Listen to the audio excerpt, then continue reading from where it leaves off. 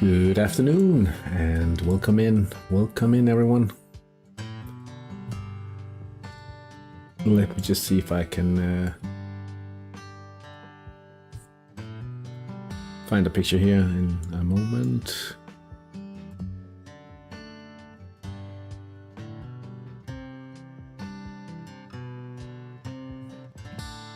Because we need to set some picks for this round.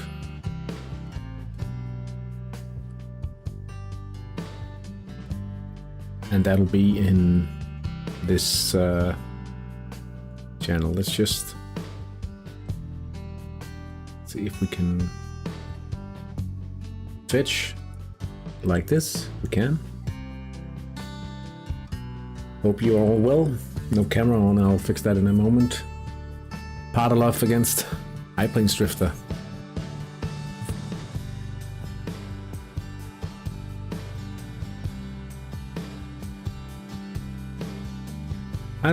I'm actually thinking that the Drifters might be turning things around now. 2-1 for Drifters today. And Aldrington versus Havnensilde. We will be more lucky. Okay. More lucky. We'll win 3-1. We'll be lucky. I can feel it. Bonnet Bay taking a 2-0 win here, and HTI League against the Hattrick Australia Huskies. We are counting on the HTI League to grab this one. All right, there we go.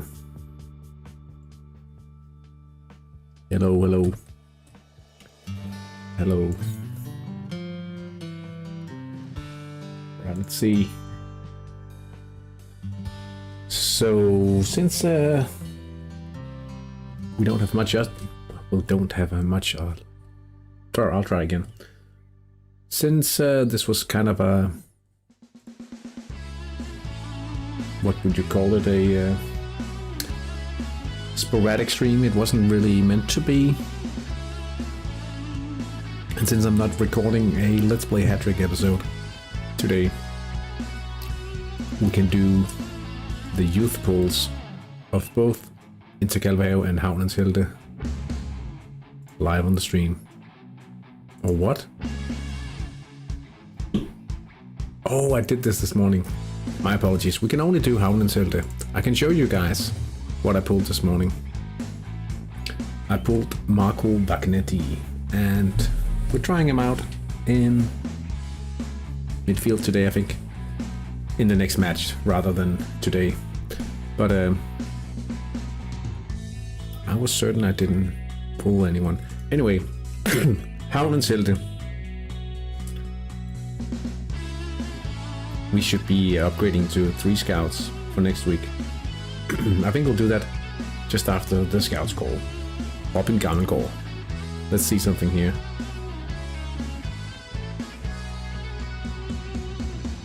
This player has weak keeper at this point. Do you guys think this guy is a keeper? As a goalkeeper, not a keeper. Well, also, is he a keeper? Wondering here.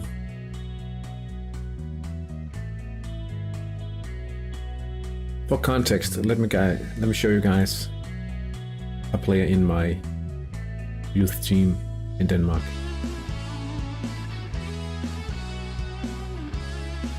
So if we sort by arrival, you can't. That's annoying. Anyway, this guy has a solid potential and was pulled with weak keeper skill, that is. He could be a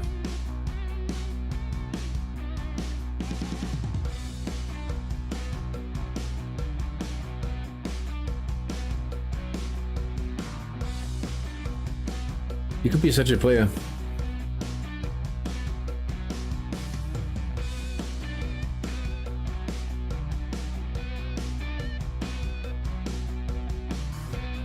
We'll try him.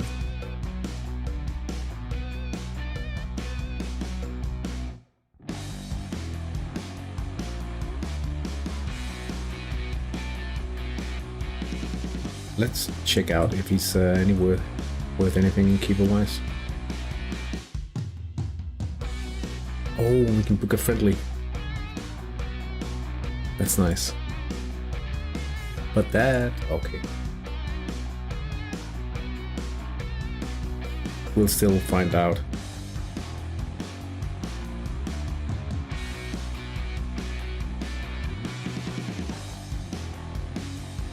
What else are we trying to find out here? Oh, of course. Alright, we'll see if we can find his current ability in playmaking. Anders Estrup. That sounds alright. So playmaking and keeper for the next one.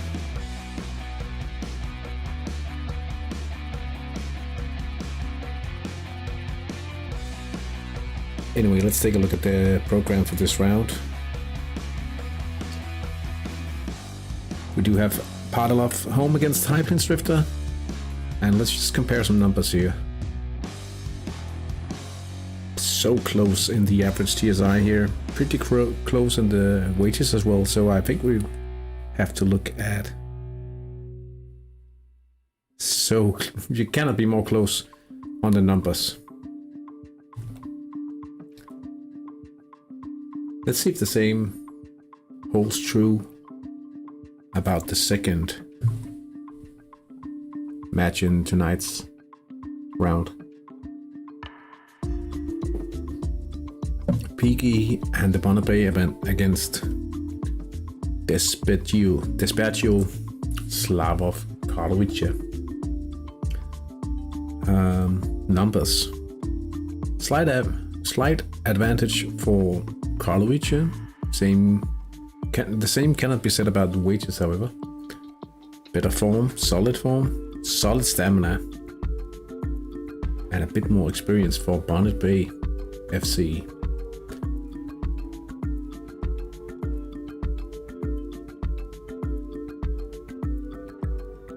Let's look at the numbers between Orrington AFC and Havnens Helde. Havnens Helde ahead on TSI, less so on wages. Better form for the home team on this one, and better stamina, and a slight experience advantage. We gotta do something about all these crosses. That's terrible. Eternia Elite against the Huskies. Eternia Elite will have to win this one in order to move towards the top of the table again. They have a player out with a ban in this one. Huskies lead the TSI race as well as the wages. Behind on form. This is some interesting numbers. Somewhat. Still very hard to pick any winner in many of these matches. And let's just add the matches from V.109. We will have to add Bagheera and Maniku Juniors. Hey Hamson, how are you doing? On this fine Saturday afternoon. It's rather hot here in Denmark.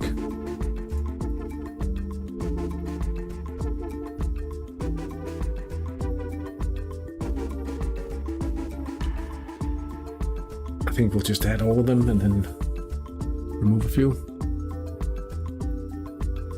This is a pure bot match.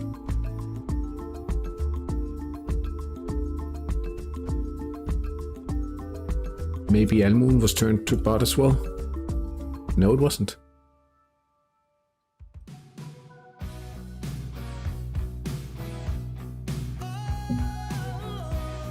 Five minutes until it all kicks off here. Tesla kickers. That's the bot team parking the bus. English opposition here.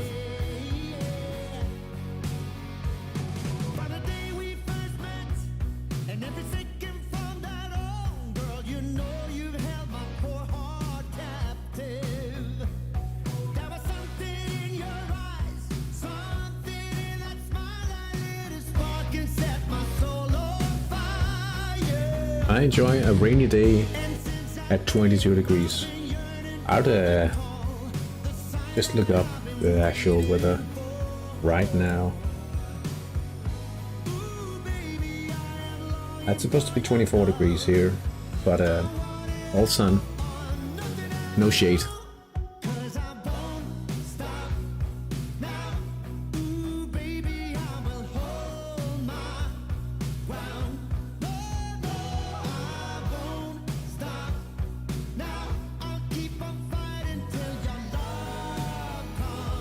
I promoted this guy today. Hopefully I'll be listing him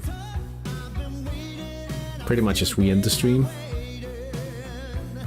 Hoping for a little extra money for the coffers.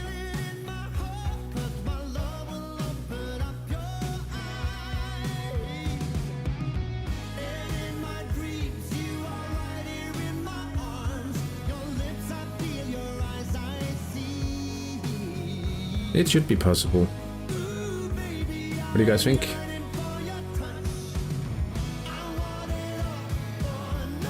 My comment on the under-21's result in the second round group.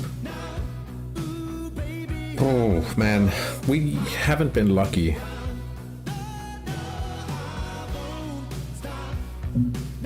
I know the Danish team is leading the luck table. But that's not what actually makes you win games in Hattrick, is it? Hey, Piggy! But we could take a look. World... National teams... World Cup... Oh, under 21's teams. I will have to admit that Oceania has been tearing it up.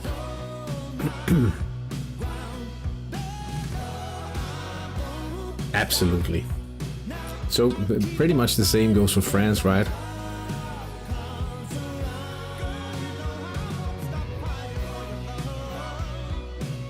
Let's take a look at this one.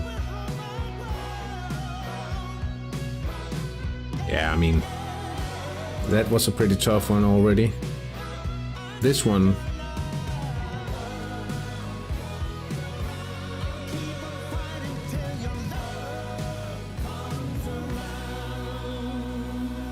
was a bit of a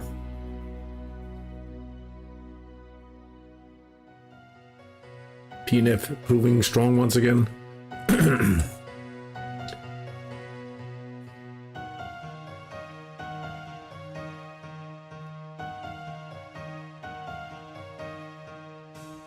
I think this was the key match for Denmark and Oceania.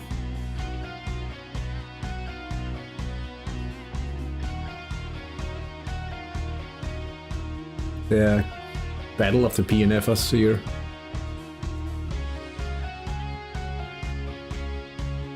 Dog Page and Hannibal Grønlund.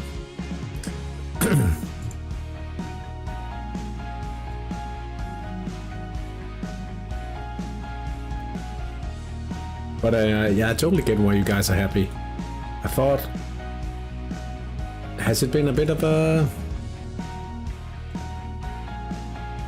drought recently, result-wise? Is there a better way to show this? Retired user.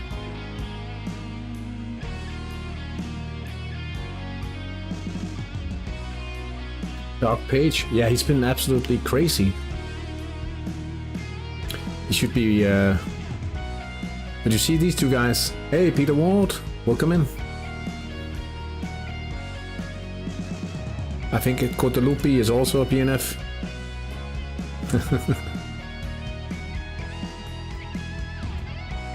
What about Confidanzo?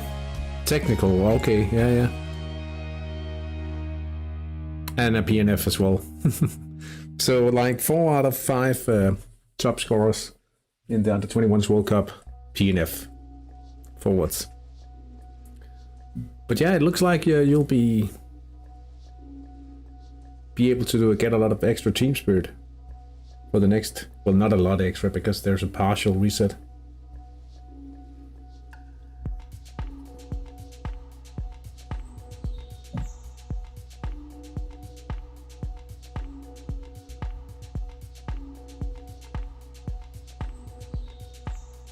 And we are off here. Let's just check the ratings here. Pumas International and Domelasse. That's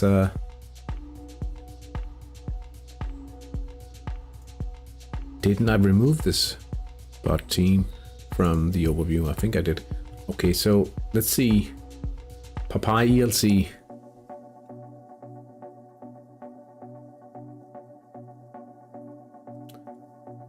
As open as the other matchup in this one, Parking the Boss will certainly win against the Tesla Kickers. And once again, it will be very tough for Bagheera United to do much against Manico Juniors. They are simply just too established here. Let's take a look at Eternia. Oh, will today's first reload. Eternia lead at Hattrick Australia Huskies. Pretty big midfield advantage. Eternia lead should take this one. We have the first goal. The stream. That's Parking the Bus, already up by 1 here. Yeah, the simulations also state quite clear. No, maybe not quite clearly, but pretty clear that Eternia Elite will be the favorites for this one. Partalov against High Plains Drifter. Tough one to pick out here. The counter attack, brilliant. This is pretty good from Partalov. The question remains, will the High Plains Drifter take advantage of these two sectors? Because then it might very well end as the Hattrick Simulator states. I will say though, in my opinion, the DH Simulator might, or would do often, undervalue counterattack just a little bit. Bonnet Bay. Home midfield advantage. Oh, this is very close. That's because of these good attacking sectors from Kralovice. Aldrington. Wow.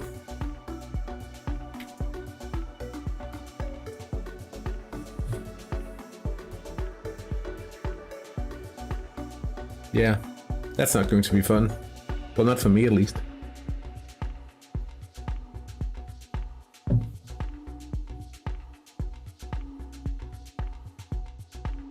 Could very well be a very, very, very long second half of the season as well.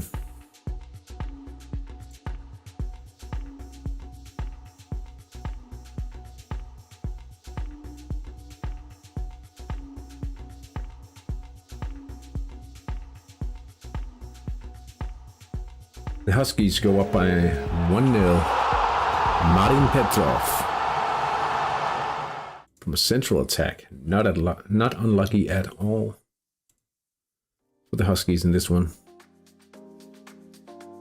Oh, that means we are isolated all the way at the bottom of the table so far.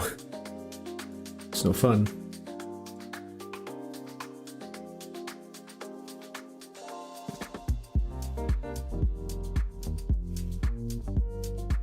Algo Derflinger. I think this is a wing event.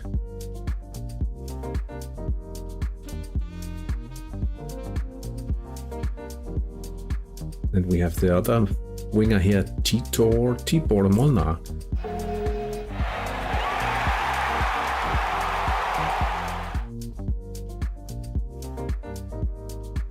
And a surprising lead for Bagheera. See how we go today. Made a tweak to training. Oh, you did? Hey, Bagge. That's a pretty good start. Pretty good start.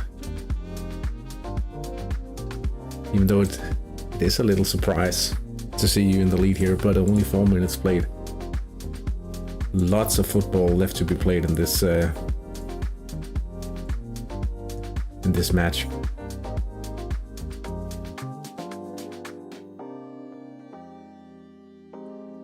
But it It shall be fun to see how long you can keep the Manico Juniors at bay.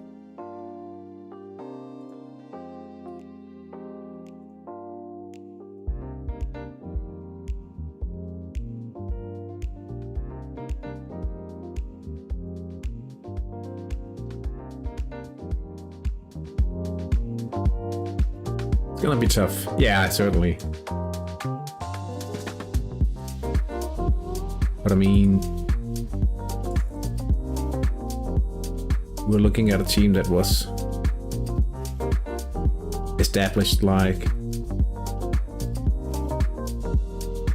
quite a while ago. At least 6 seasons, right? Would be a feat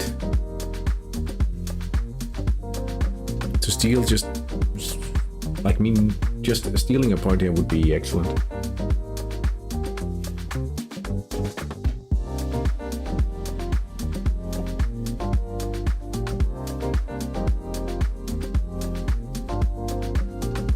I feel the same way about this one.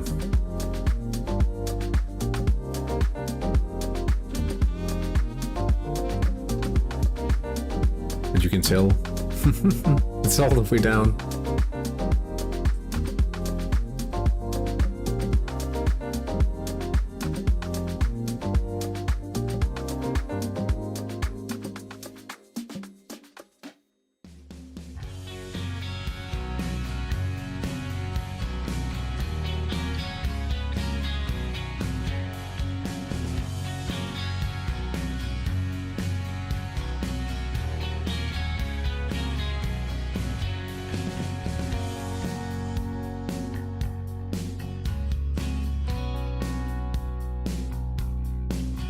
Last time we saw this matchup, Aldrington walked away with a 3-2 win.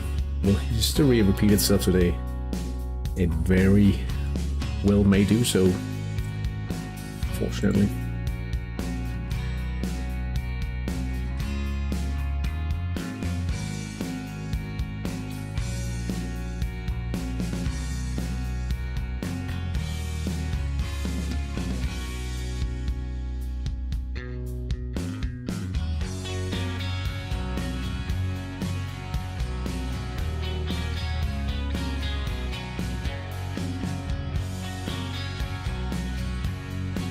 Huskies swapping out Conessa already. But why? Matt Ryan. That's in goal.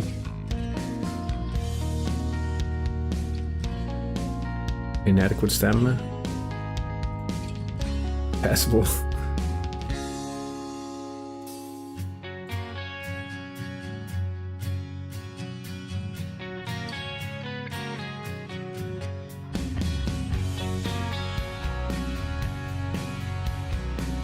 Aldrington goes up 1-0.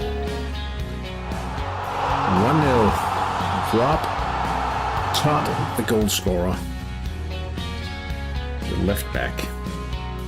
After a right attack. He did that last week. Yeah, I mean, I'm just wondering what's the idea?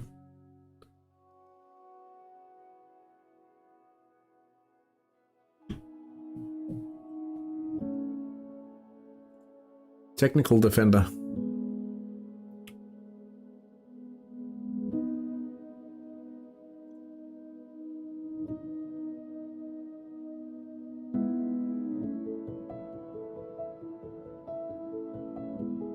That was just a normal chance in the right side. Matt Ryan, Socceroos, goalkeeper and captain. Let me take a look. Matt Ryan.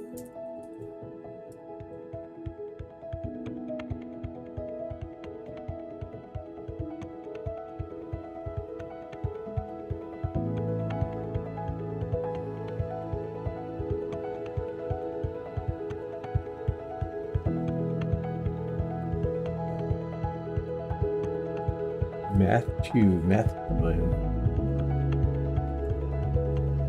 Oh, he's a...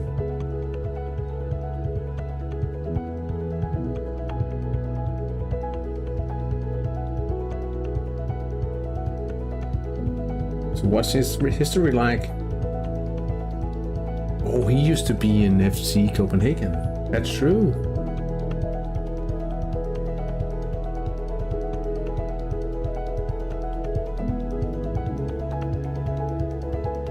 He's been around.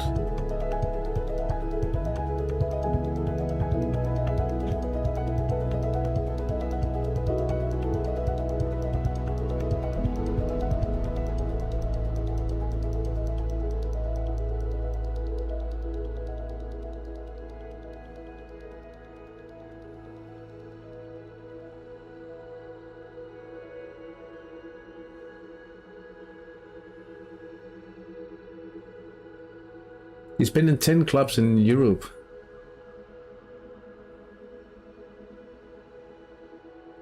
I keep playing technical defenders every match. I'm not sure they've done anything so far. They have a special event.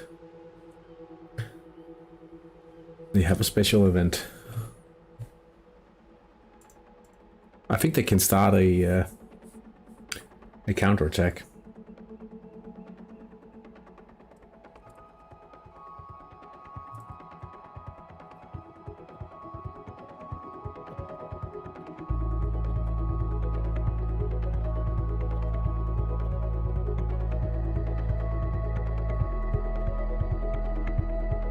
I can't remember them by heart. Let's see.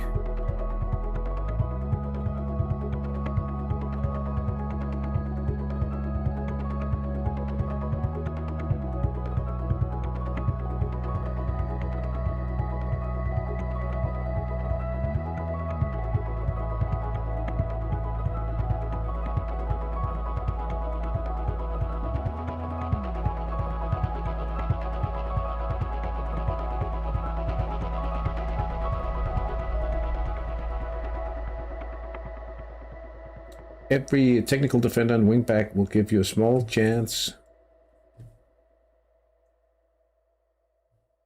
How does it come up?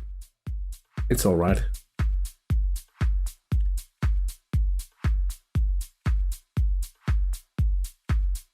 Every technical defender and wingback will give you a small chance to create a non-tactical counterattack from a missed normal chance of your opponent. Your chances to trigger an event vary from 1.7 to 3% based on how many technical defenders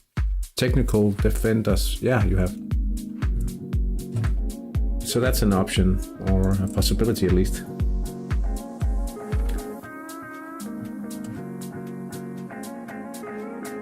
And you could say fielding more of these defenders increases the chances at least.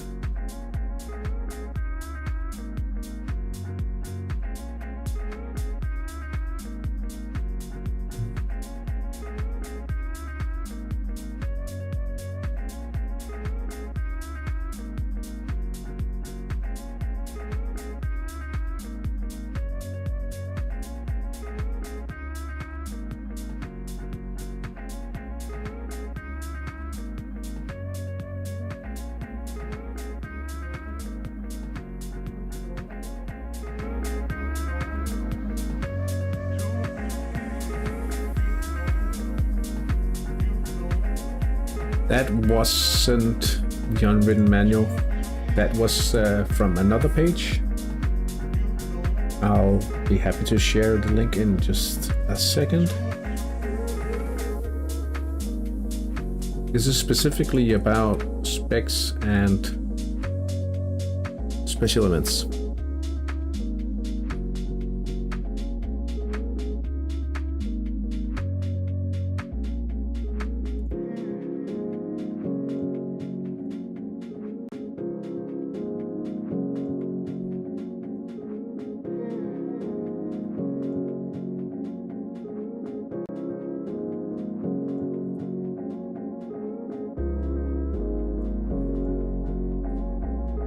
Also, there's this guy who made, like, it's actually his most popular Hattrick YouTube video ever.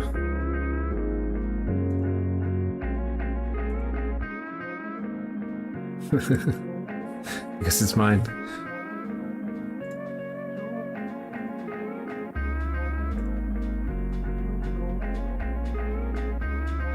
Let's see, Falco Derflinger.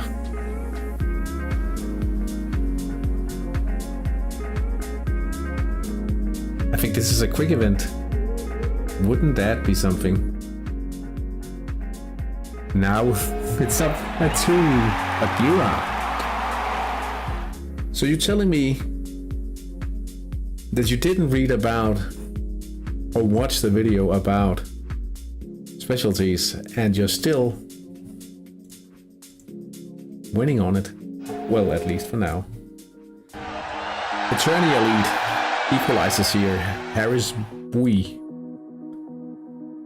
Here comes a remark about his 11 goals scored this season. That's quite a lot.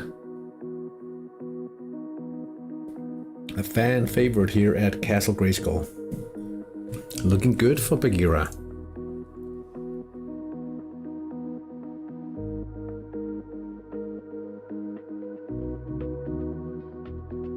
I guess he has a little scoring at least, Falco. Enough to convert the chance anyway. Padalov with a chance here. Saren Hikis hits the post on this one. Still deadlocked. 15 minutes into the game.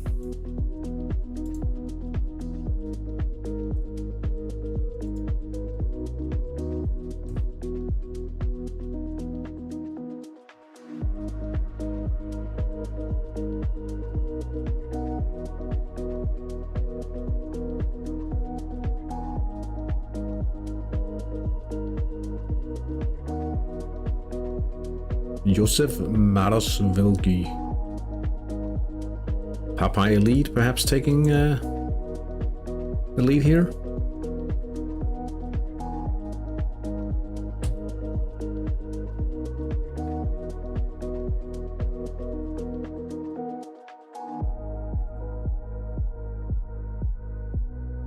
I think it calls for a reload.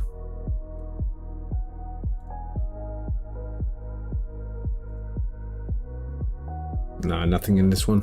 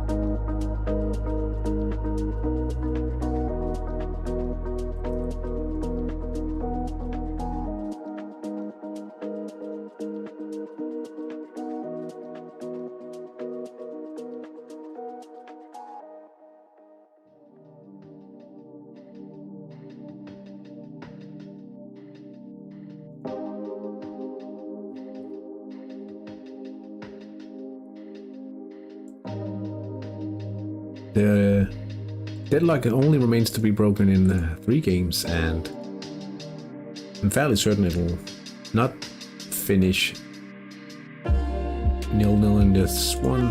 Same goes for Bonnet Bay and Slavo Karlovic. It's very open here as well. Expected goals could perhaps be a little higher, but it should be goalless here by the time the referee blows the final whistle. And the same goes for Popeye, ELC and Almoon Talent Factory.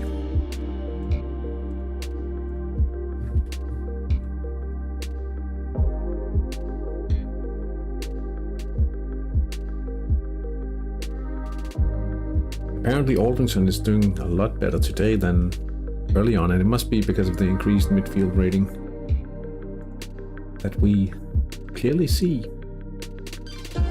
We count on being lucky today.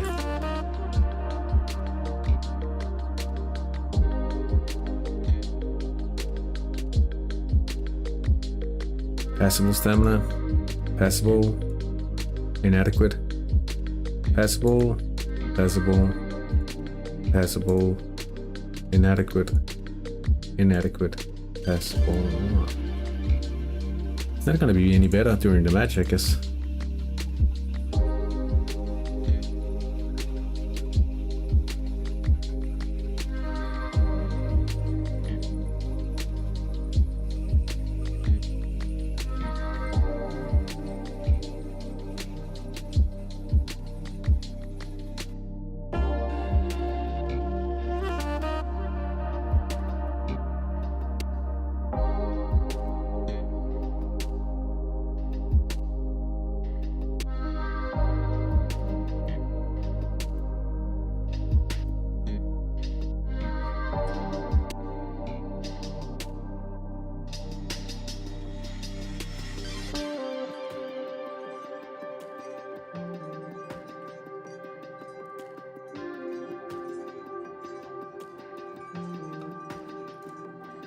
Pretty quiet at the moment. We're halfway through the first half, almost at least, and we've seen 4, 5, 6 goals so far in 7 games. It could certainly be better. It could also be worse, because it could mean that Aldrington would be leading us more than 1 goal.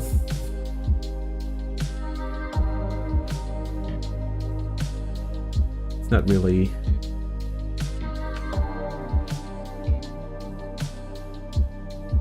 making it any better looking at the live league table at the moment. Shockingly bad.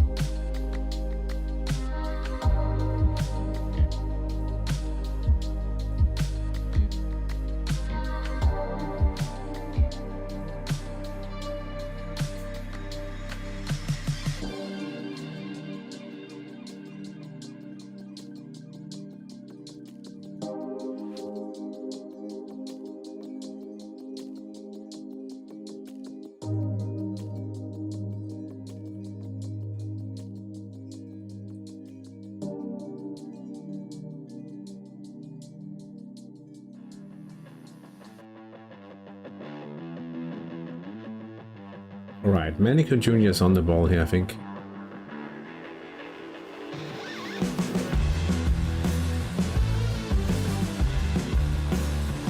They are attacking on the wings, right? Only excellent attack level though. But they score in the central sector here.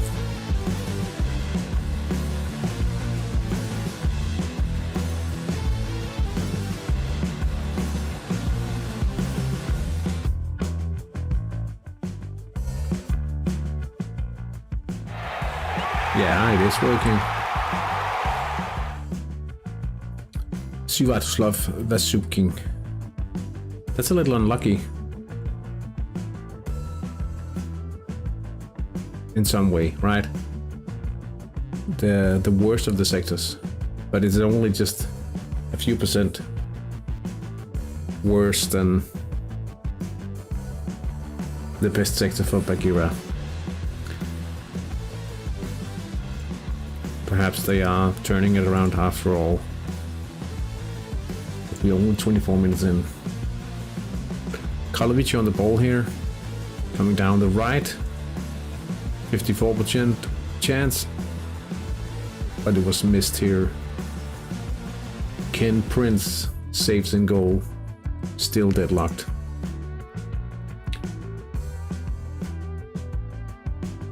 Alderton up by 2 now. Igor Vasic on a direct free kick.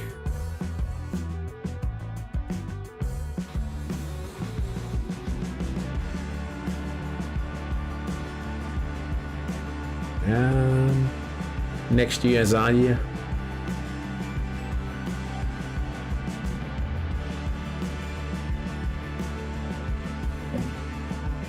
Not very pleasing.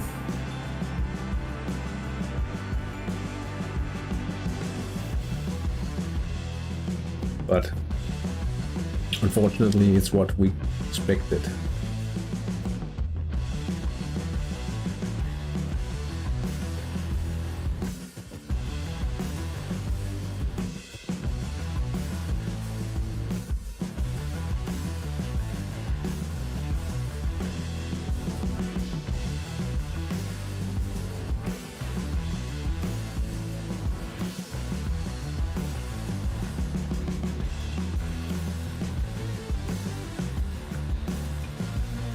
Here comes the Manico on the right. That could be the equalizer.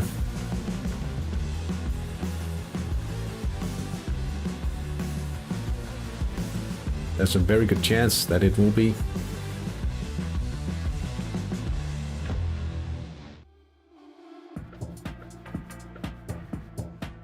Yeah, there it is. Unfortunately, for Dunbarger, it's now 2-all. Hey Ben, how are we doing today? Parking the bus down to weak organization level. That's playing with fire. It's a hot day. Yeah, it's quite hot here as well. No shade at all. Not insanely hot.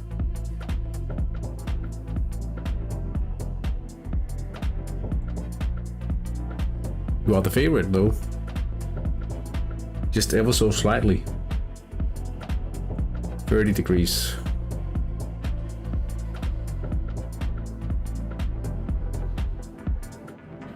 At least the spectators get some value. They should. Now they miss a chance in the central attack.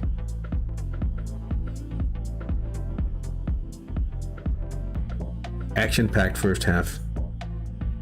I'm getting counter style against me. Yeah.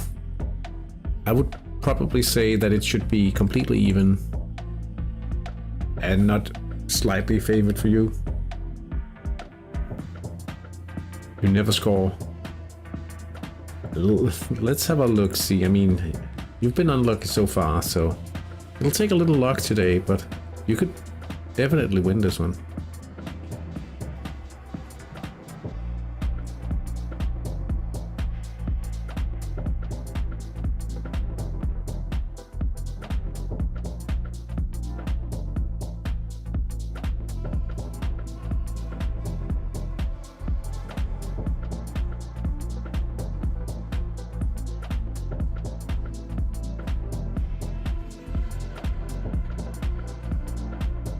This thing. It did. Parking the bus goes up by 2 now. Simon Huskins. A right attack.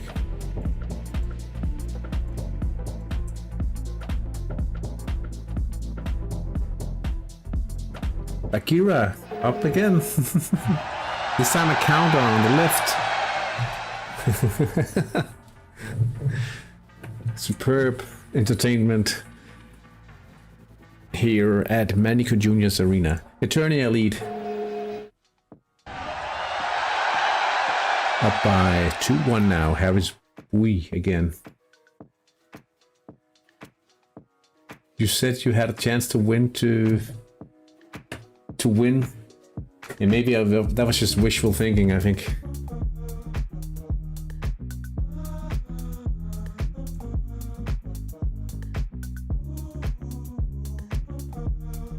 He's doing a far better job. Peter had Peter Ward is playing the backs towards the defensively on the backs, and it's clearly showing up in the conversions rates. I have terrible team confidence as well, so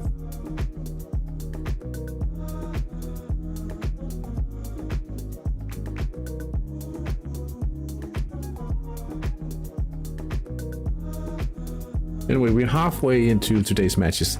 3 matches still deadlocked. That's quite surprising. At least in this one.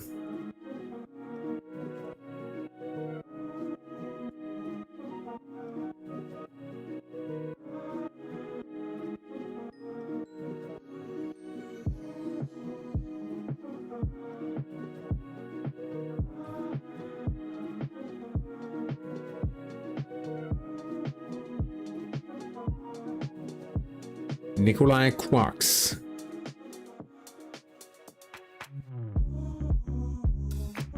Oh, it goes wide.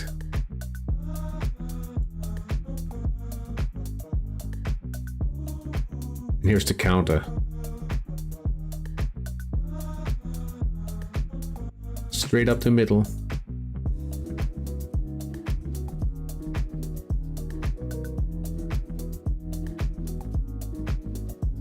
.36. And Marlon Pender saves. Man, I wanted to go 2-5-3. More attacking. I'm wondering how you guys can speculate all that much, doing different tactics and everything, but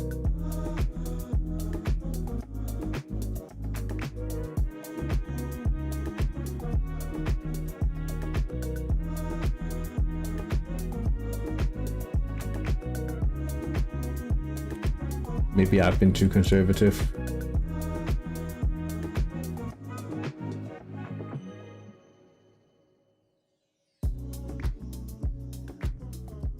I will see what I can do about turning things around just a little bit soon.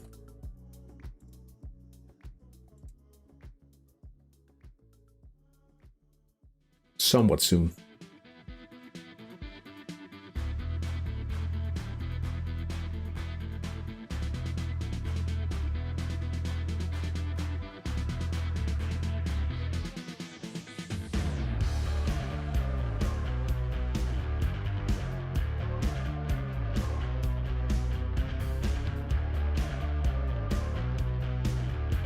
Minor injury to Benny Søby from Almuen.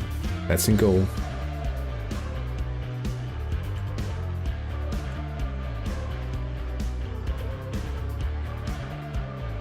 That's actually quite a lot of extra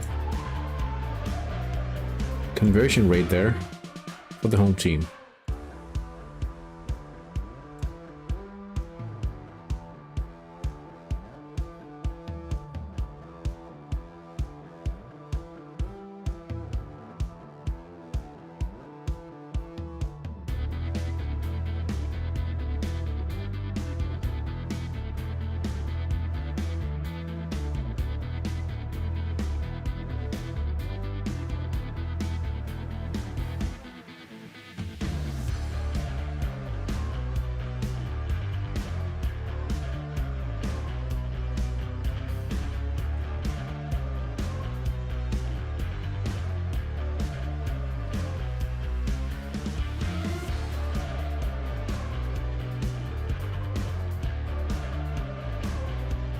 Just finish all my lineups for next Saturday. No goalies on wingback, like some of us. I mean, that was a mistake because I was playing a bot the weekend before that. And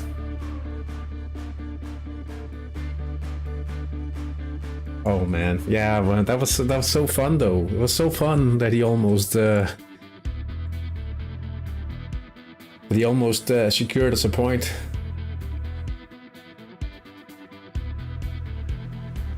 I had forgotten for a sec there, but it was very fun.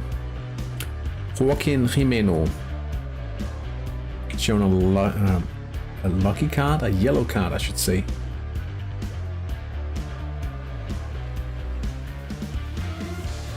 Jimeno.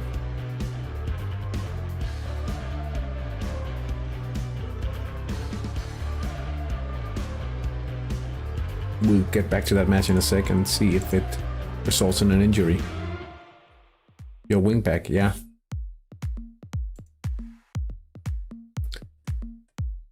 Maybe it's stalling a bit. Let's just take a little reload.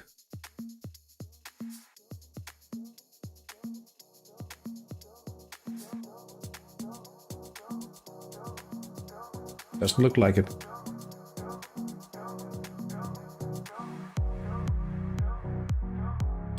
Floor, let's here. Oh, it's a central attack. Harmlessly over the bar. You should be scoring soon.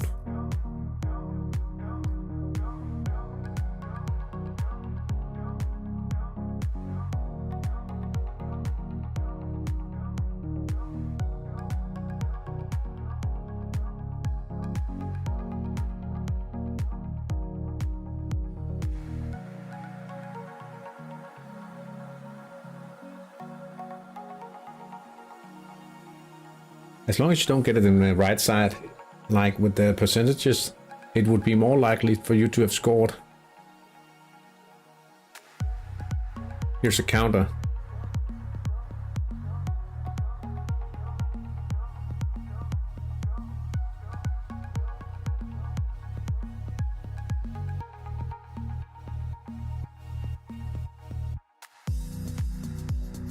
Terrible finish.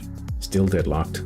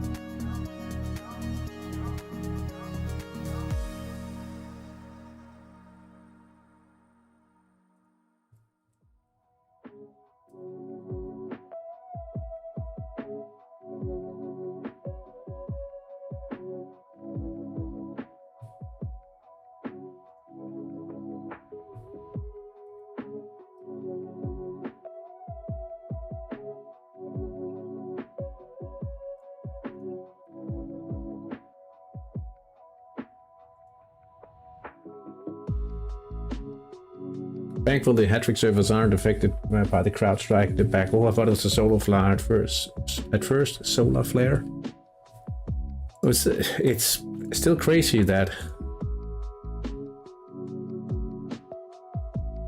such a thing can have such a big impact. Wade McBride has left the field and has been replaced by Jeremy Cutty. And let me see, that's up front. Bohumil Siplis with the ball in an awkward position.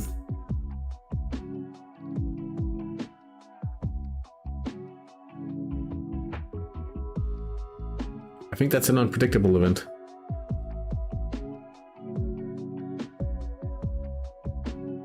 Antonin Pavlo. Was he surprised by the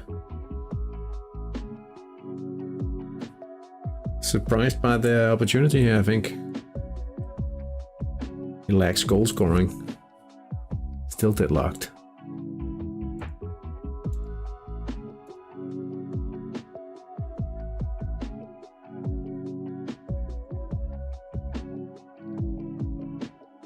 I mean, I know for a fact that there's,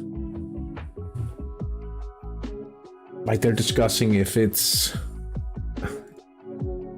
problem that so many people, so many services rely on the same central suppliers.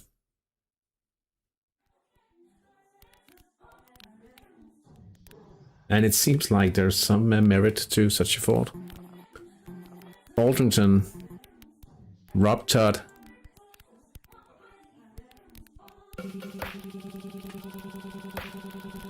Yeah, all of a sudden it is.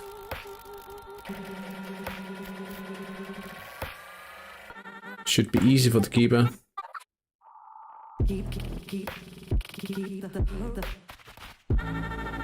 I think we're stalling again.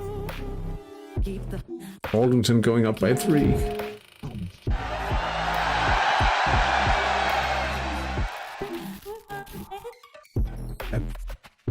Apparently this system is very fragile.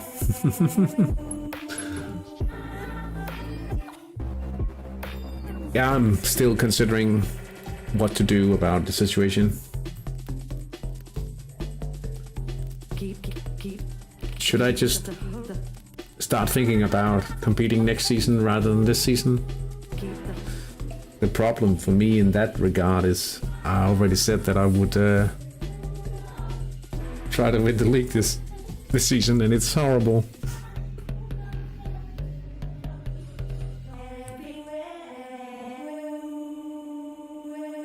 I mean, if this continues another round, it could even be mathematically impossible for me to reach the first place. I mean, what do we do then? Time to train some midfield. That could be a solution. That could be a solution. I mean, I've been speculating whether to convert the current profit focused build to a mini wing / inner midfield towards the wing cycle, and I could basically use the wingers I have already for that.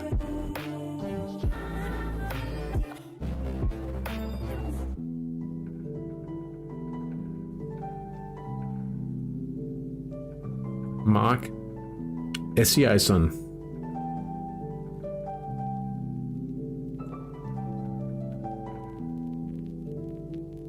It will take a while before we can actually produce any midfield rating, though. That would be that approach would perhaps have me challenging next season.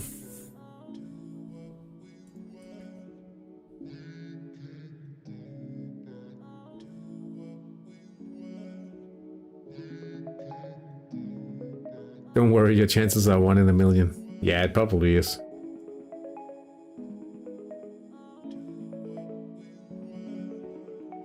Lionel Pinot.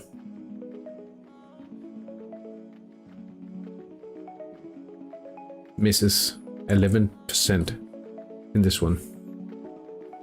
Don't worry, your chances are 1 in a million. Yeah, it feels bad though.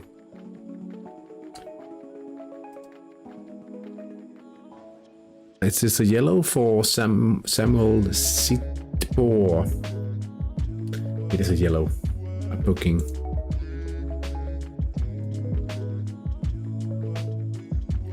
Just 1 minute away from halftime. And Havnetelde in trouble as always. Bombers in trouble here for some reason.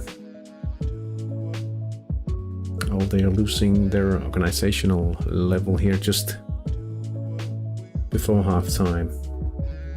Now solid. They should be very close.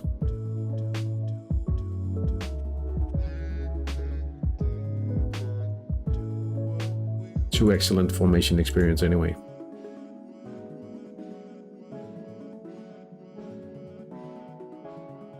Three PNFs. Yeah, I could see myself going for a build with 2 PNFs, but not 3. Yeah, there's the overcrowding issue for the third one at least. Definitely.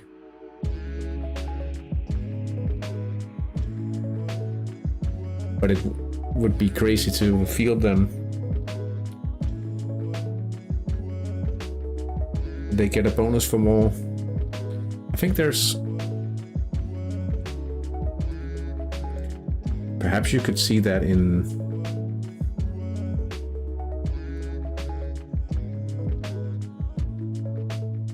that link I already linked once.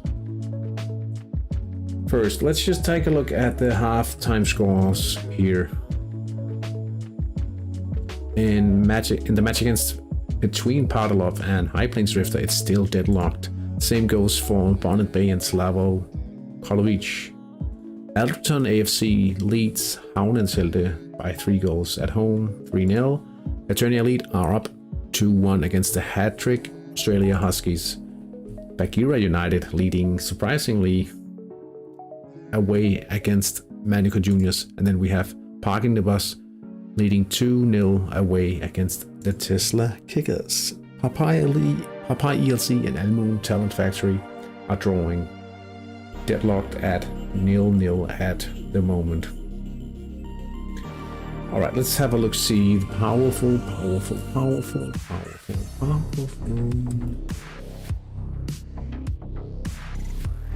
normal forward. So here is the deal you're looking for. So one PNF has a 10% probability to create a chance. The second only adds 6%, and the diminishing return for the third one is his actual contribution is just 4% to create a chance.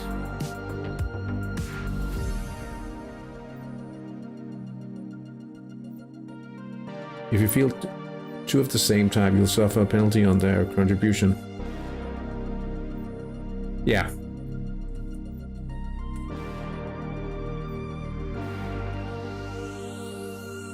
Basically, fielding 3 is... We'll see you have to say, like... No, one is... That's like saying, what's the best tactic in Hattrick?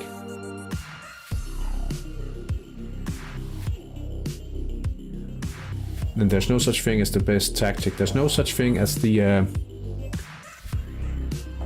best spec combination, right? There would definitely be situations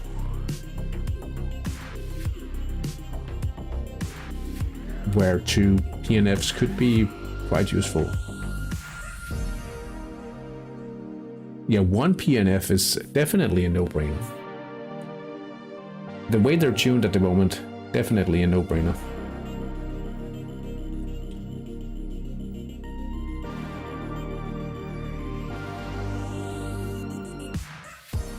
And you could play 2 PNFs in some situations to a great effect. 3 is definitely overkill.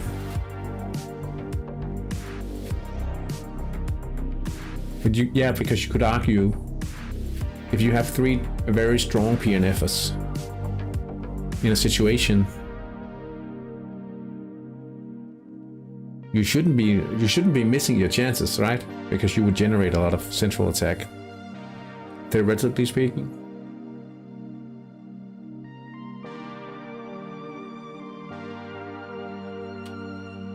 Because there are only a certain number of chances, right? Most of the time, you want to stack on one strategy.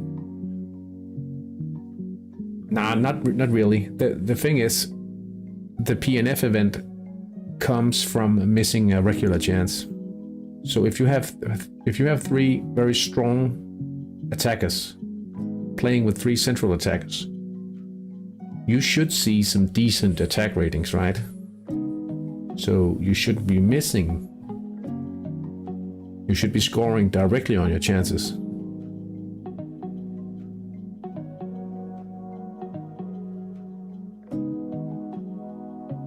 Yeah, I'm including a PDIM in Denmark and a PNF as well.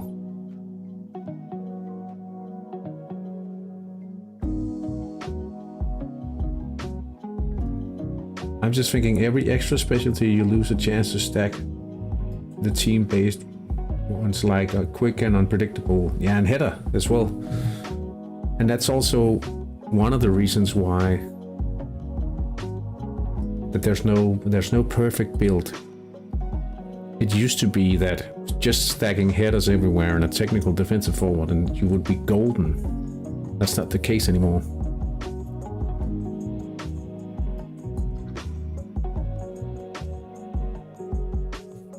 Like if we go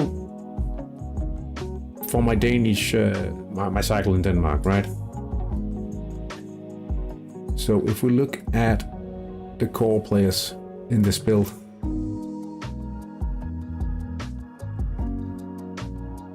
I have one, he's a head specialties. We have another header, right? So that's the core players, and then I have Riku. You guys have seen him before. He's going to be my PDIM.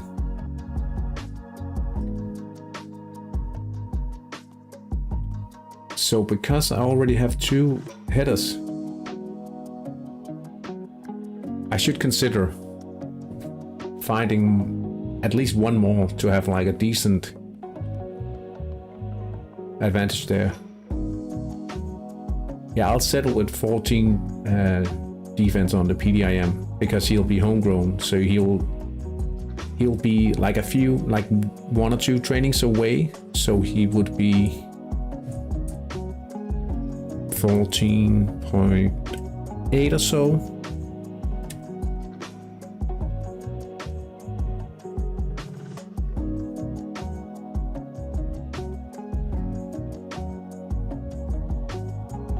And with the homegrown as well, he should be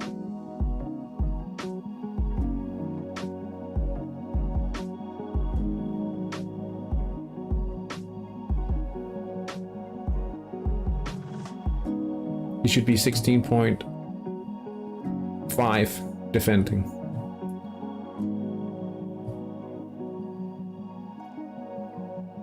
What I'm thinking is,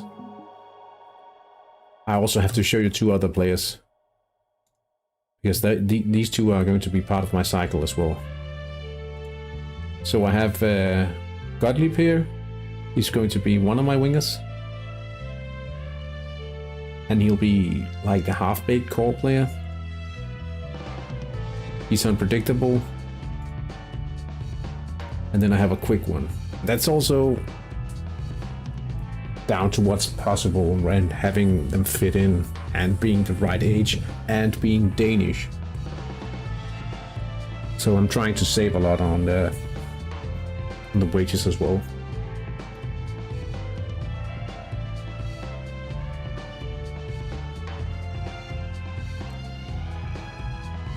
But I'm thinking, like, I'm going for a PNF as well. I might have to look at a quick or unpredictable forward at least.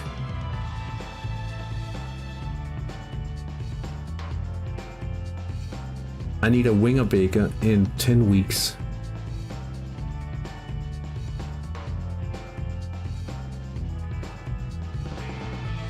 Is that for the PNF? Certainly must be.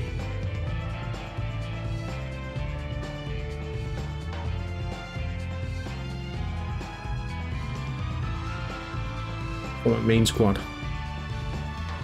A baker is oh, you're going for an inner midfield cycle. Like a bake arrangement would be, if I ask you to train a certain player, you buy him and then you train him for like a few seasons. It could be like when you're starting out in a midfield cycle, you need 2 wingers at some point. I have a baking arrangement for this guy and for this guy as well. They'll be trained for roughly 3.5 seasons in winger, and then I buy them of this guy. So what you traditionally do in a baker's arrangement is that you exchange the training. So if you are training wing play on one team and I need a winger trained for some amount of time. It could be that you need some player trained in defending, and I would be doing that in the meantime, and then I could train defending for a player for 3 seasons. Not only do you ensure that you could get your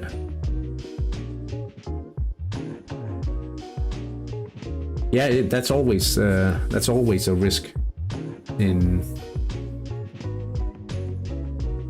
and the reason why it's not prohibited is because someone could always come in and steal the player.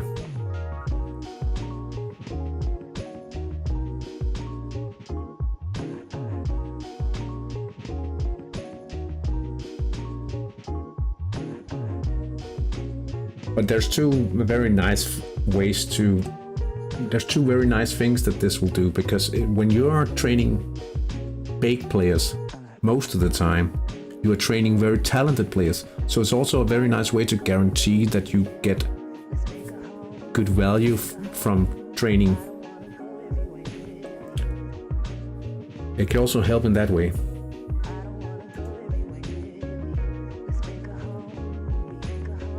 We did check out that PNF thing, so I can close that tab again. Second half is only a few minutes away. So let's get back to... Oh wait, I want to show you guys one more thing. Look at this guy. That was the beautiful youth pool. And he could very well be featuring on the under-21s, because unfortunately he was knocked out. The team was knocked out, but he could be a key player in the qualification for the next World Cup. He deserves it. He's so unbelievably good. Like if we go to the top players in Denmark, 21-year-old keepers.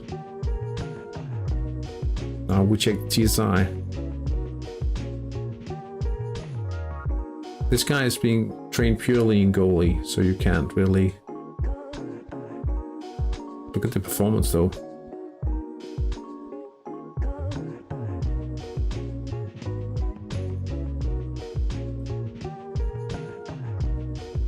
Would love to see a homegrown talent from my club on the under-21s.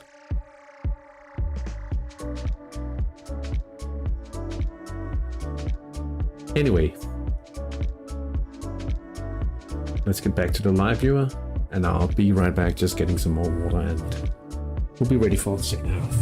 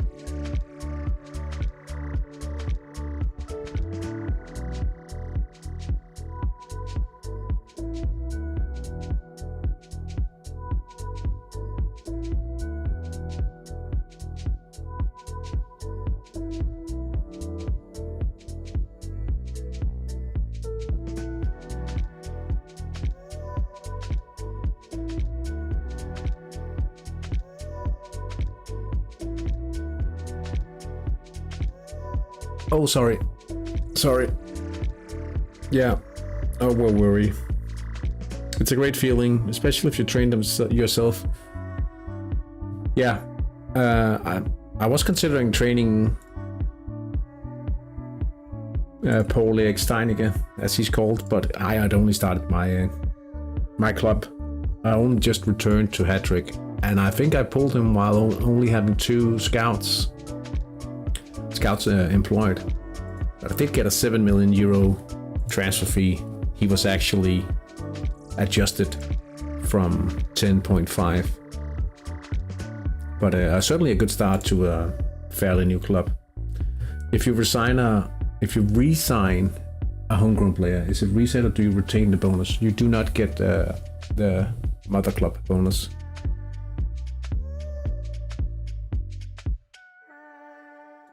That is lost forever, unfortunately, and the specific answer to why that isn't going to be the case, that's because it would make it even more powerful to just have other people train your homegrown players and then buy them back.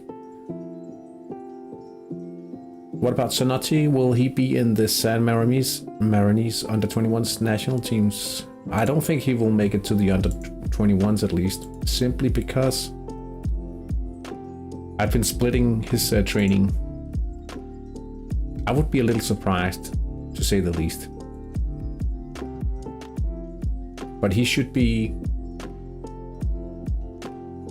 like double magnificent.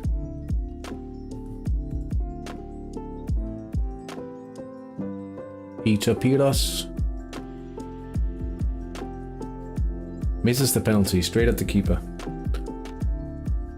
But let's just take a quick look at Sonotti here.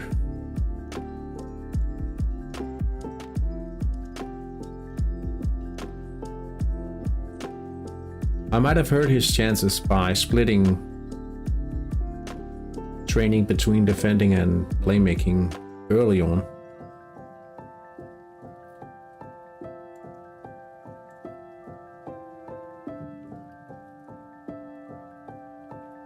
Oh, brilliant, magnificent, and then halfway in. Yeah, it could have hurt his chances. Oh, this is Francioni. What am I talking about? There, Sonotti, double magnificent. And then halfway through, he would be world-class defending. I mean, it would be great fun to have him play, but I'm not sure. And on top of that, Popeye ELC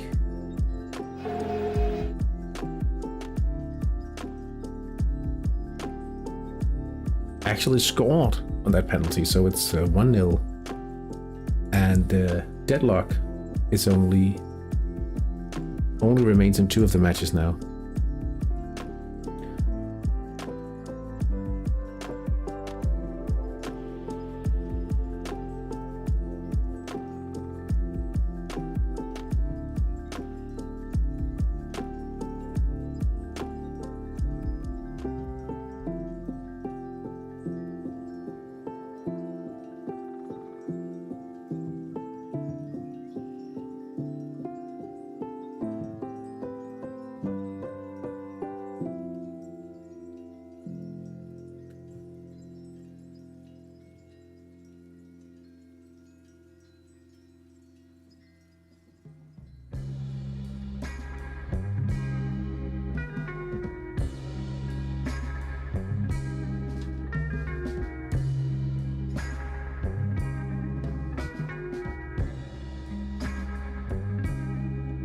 Another thing about Sonotti is the fact that he has been like it would be most likely to train him as a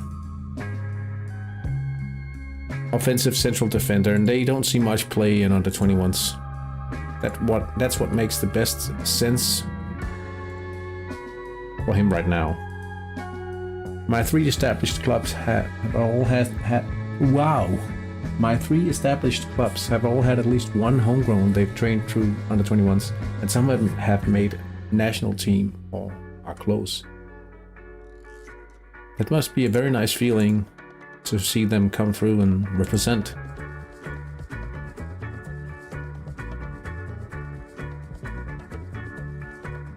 I mean, I have one guy at Fabrikken, which I'm probably just, like, the project will be to try to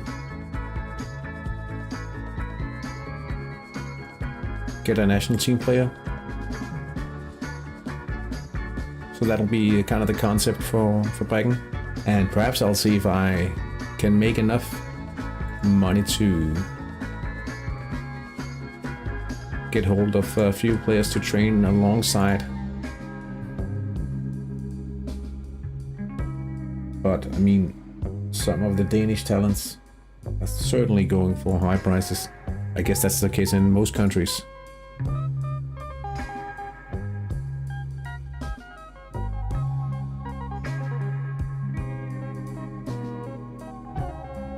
Parking the bus could go up by 3 here.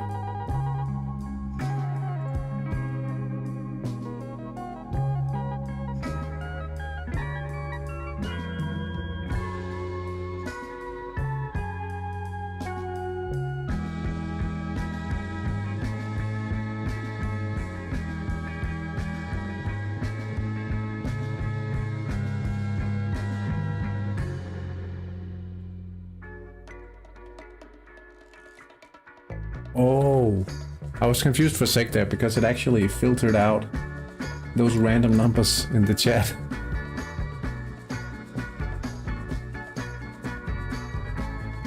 Reno. Norman Engelhardt. There the ball is cleared away. Let's just have a look at the play IDs.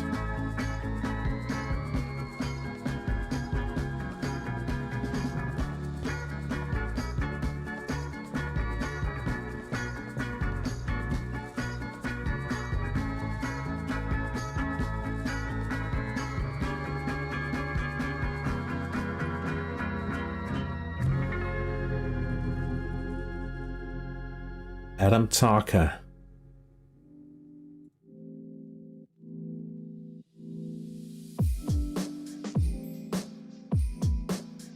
$13 stars.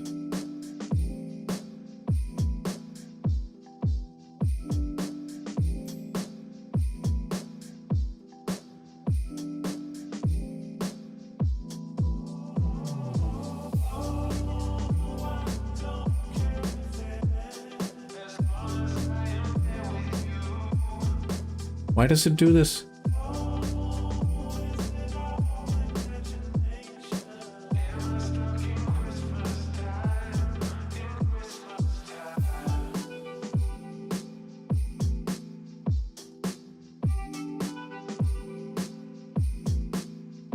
Oh, this guy's... I can't... The first play ID doesn't return any results. Oh, there it is.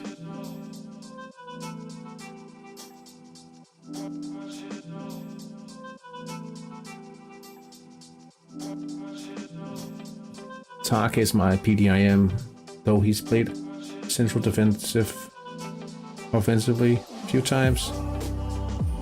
Yeah.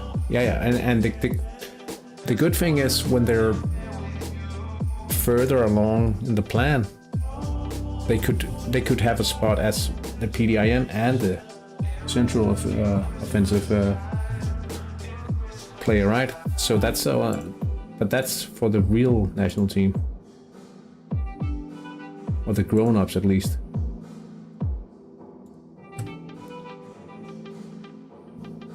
And it could be that Sanochi will be strong enough if I continue to train him to command a spot anyway. I could hope so. I've swapped to an excellent coach at least.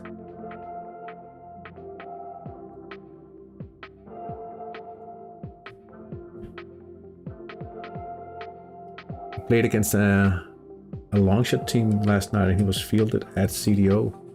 Yeah, that makes good sense. And he's if he's powerful as well, you could press, right?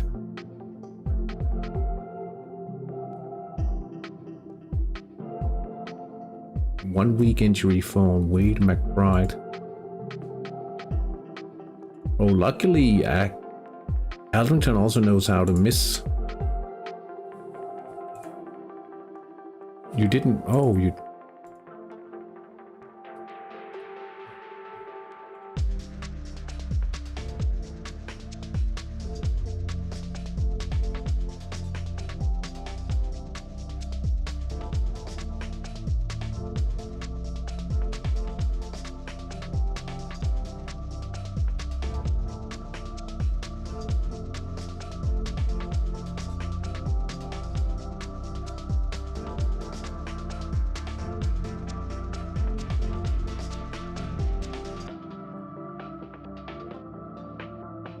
Oh, Hong Kong is actually a dedicated long shots team. That's interesting.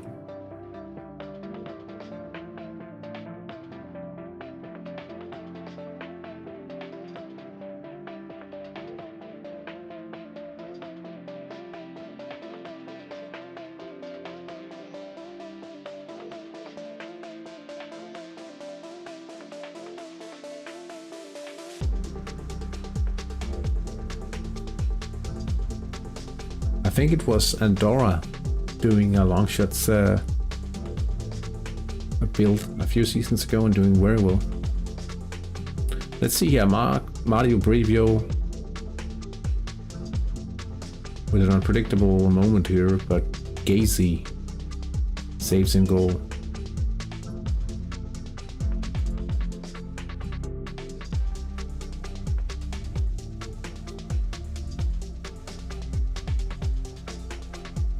As far as I remember, Finland is playing like they could actually play a long shots strategy or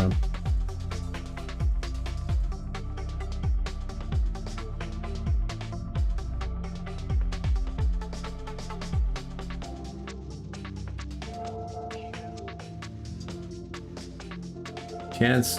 Or the question is, when do they actually do so?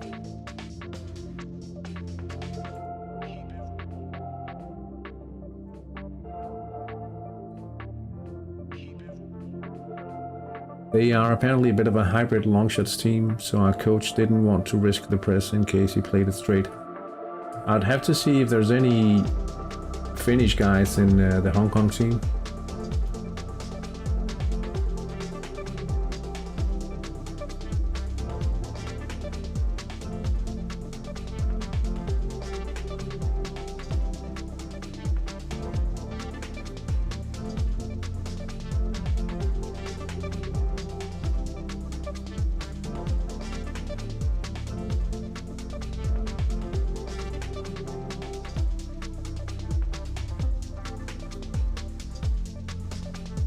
Because that's exactly what Finland has been building.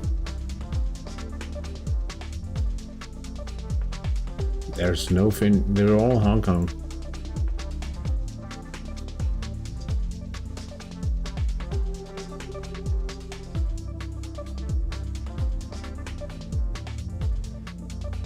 Oh, you do it right here on this button.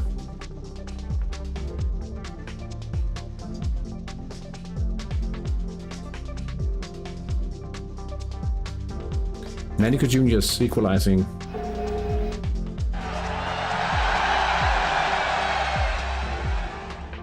Johnny Bernier with an attack on the left in the 59th minute.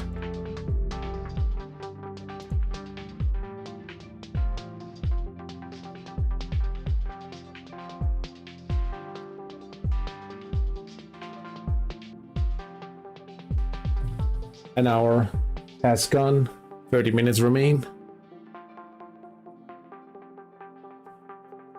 And here's a substitution for Havnenselde. Vaclav Balaban leaves the field, And on comes Erling Bukeo. Not the best game for Havn and Tilde, but definitely not the worst either.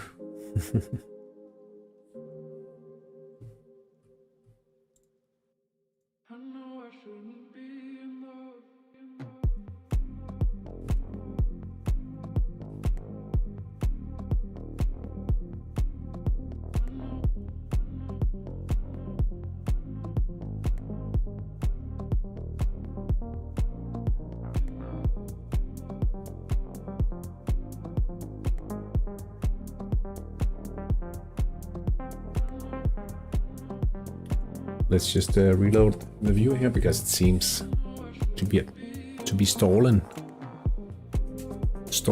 once again.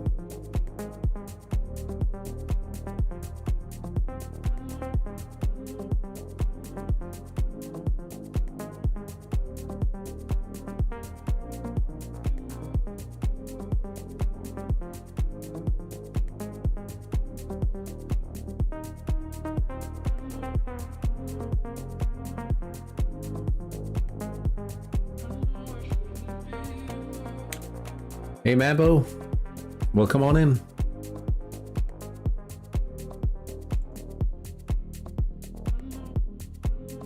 Hope you're doing well.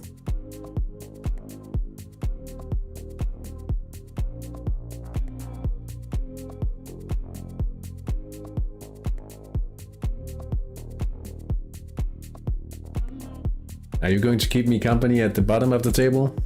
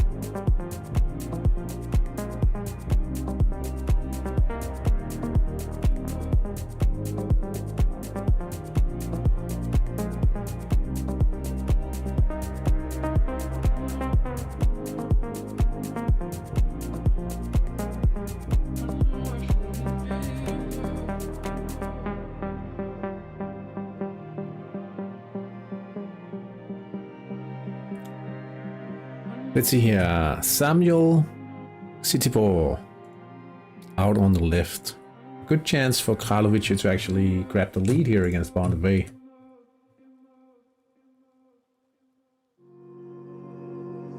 And there's the goal for the away time.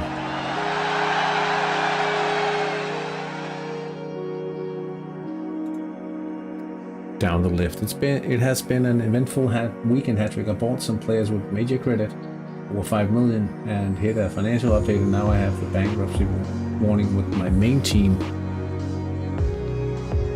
That sounds stressful.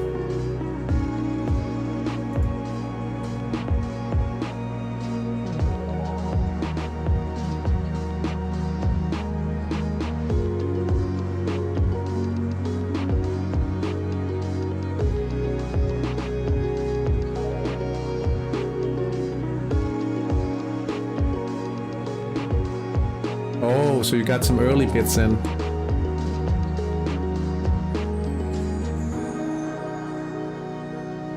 Norberto Lutiga.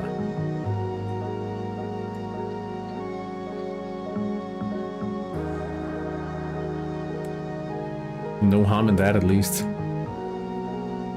Premisel. Nickel.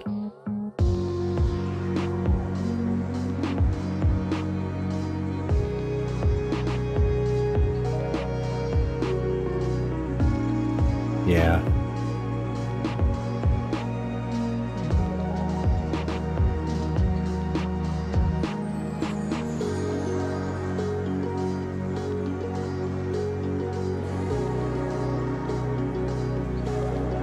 Yeah, I can imagine. Why would you? Why were you in a position where you'd had to, like, sign them in such a hurry that it would become at least a little issue? Drifters, Merjan Koch.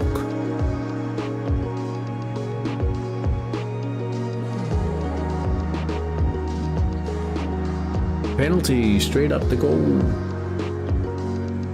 I might be stalling here, but it's 1-0 for High Plains Drifter.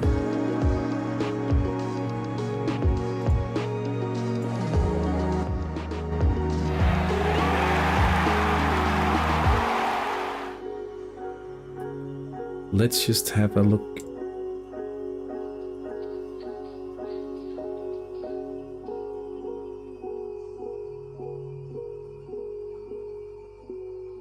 Six points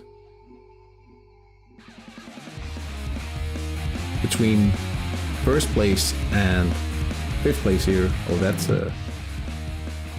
I made a sale of a goalkeeper who drastically undersold.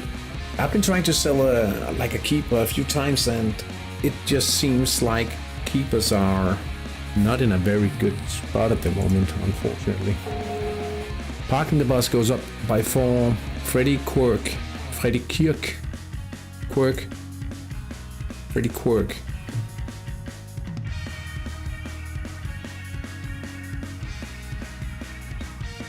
Counter-attack on the right.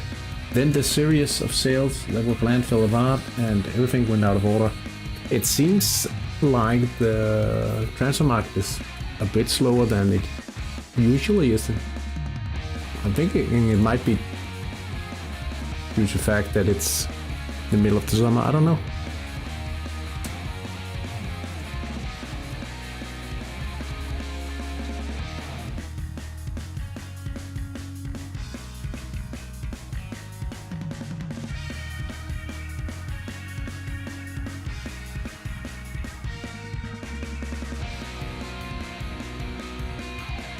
Halfway through the second half here.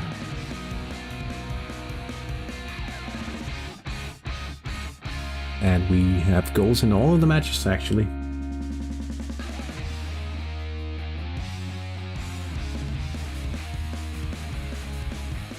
It's very unusual how quiet the market is, and it will get worse with the HTAL players flooding the market. But that won't be until the start of next season. Do you think it'll slow down the market? Don't you think it'll... Yeah, it will, because you'll have increased supply.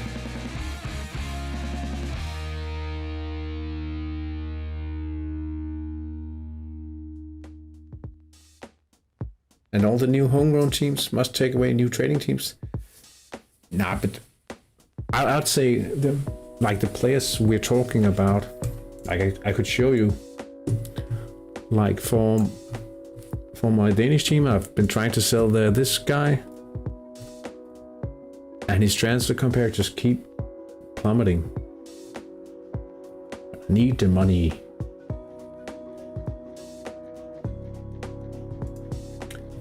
He seems hard to sell at the moment.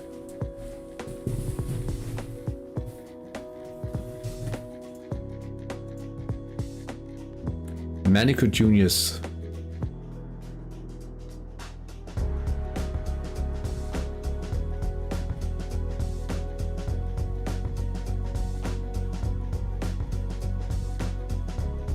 Yellow for Josef Fichatchak. I don't think that will be the case. It looks like Padalov with the equalizer here. A counter down the middle.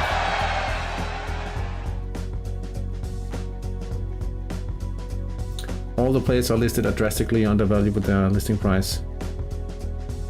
Instant reply here.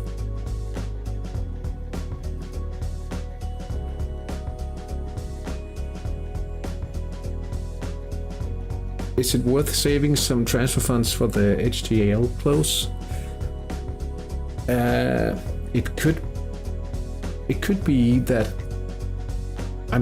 what I'm thinking is people are only trying to save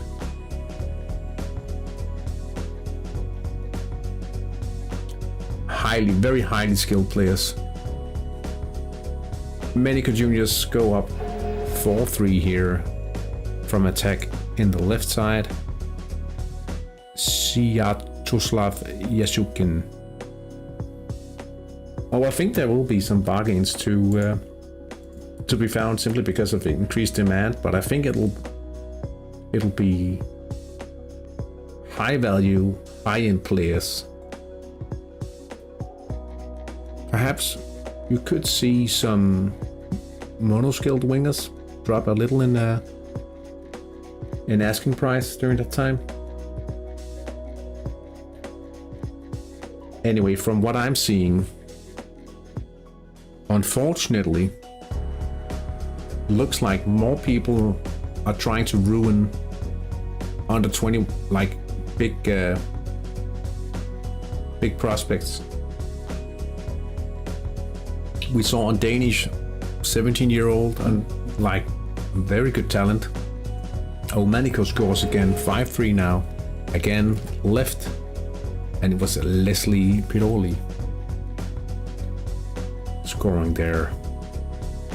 Turns out to be quite a good game for Manico Juniors anyway, even though Bagheera has been trying their best to make the upset here.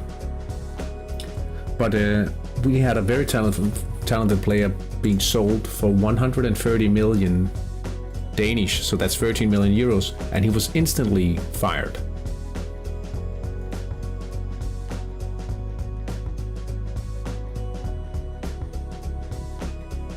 I'll see if I can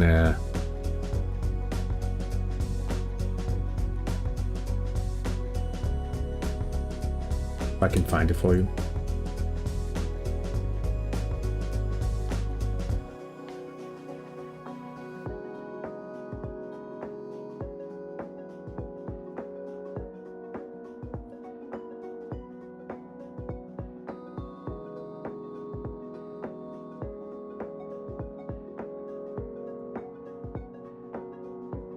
Side netting for Manico Juniors this time. Right.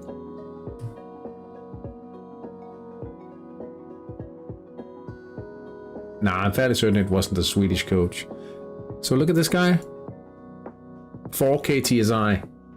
4240.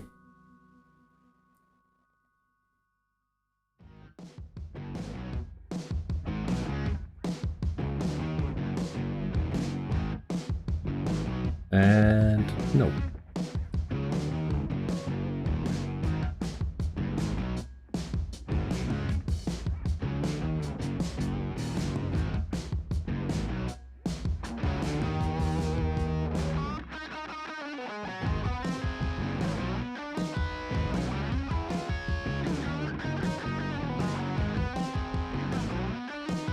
Oops.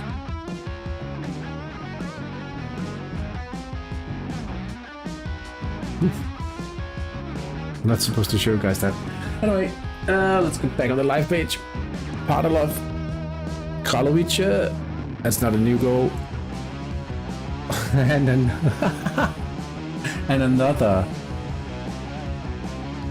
They claw one back, still 5-4. There's still something to play for Bagheera. Octavius Chadwell on the goal here.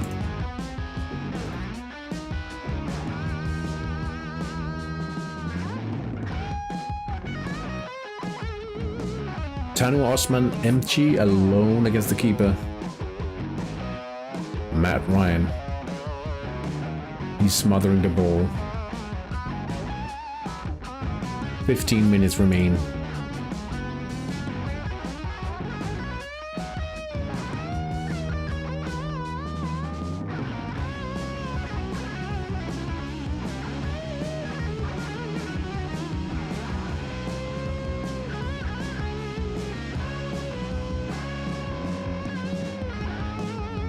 Almuen goes up.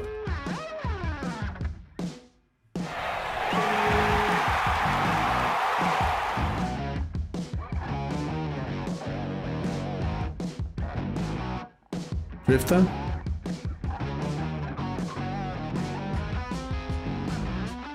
Down the right. Merging.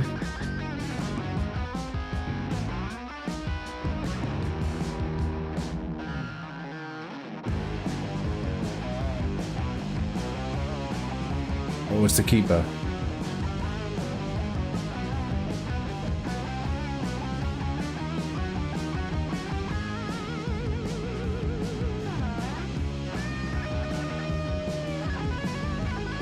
Huskies with the equalizer. Freddie Longbear down the right.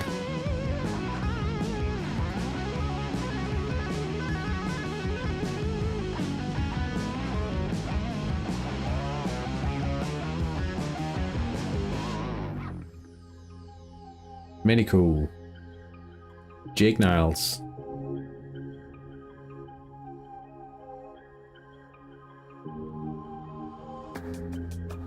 Through the middle.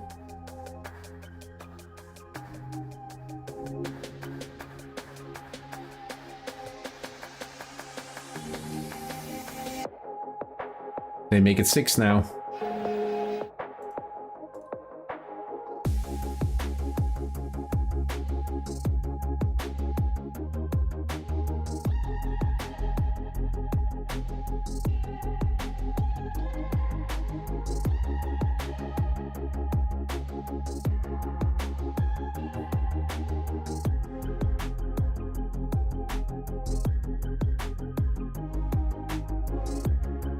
High Plains Drifter goes up 2-1 here. Nikolai Quax. La Loca.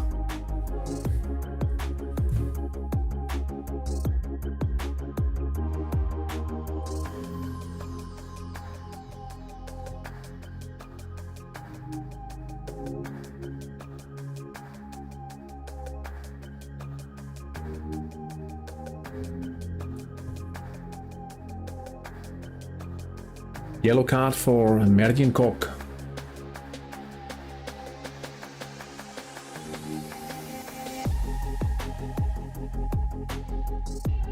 Just wish she was better at corners and crosses. She just flaps at the ball and gets lost. It sounds cooler with the La Loca. La Loca Liga. Ayo loco. La Loco en el Coco Liga. No.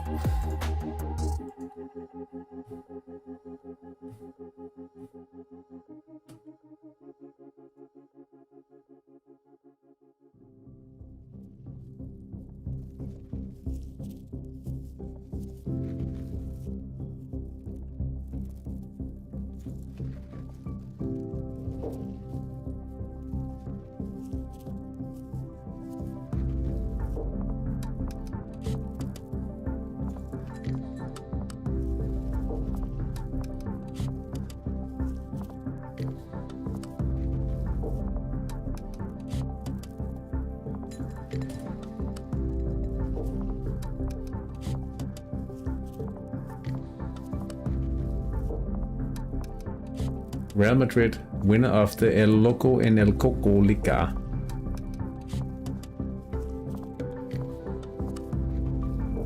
Do you guys think that Barcelona will sign Inaku Williams? Or what is he called? Nico.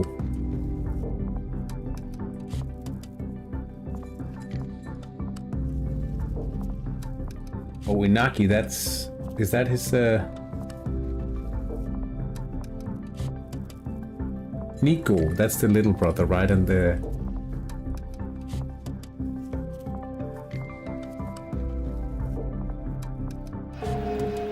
Tesla kickers. Floor one back here. I'm allowed to be a little critical. I sat in the rain watching him for 5 seasons. Yeah. Sure they will. They have to do something to match Real Madrid this season. Yeah.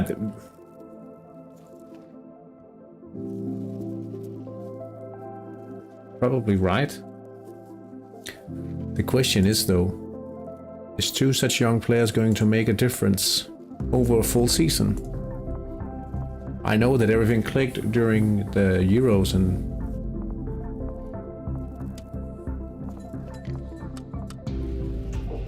but it adds a certain dynamic when they can actually interchange and like swap on the sides and everything.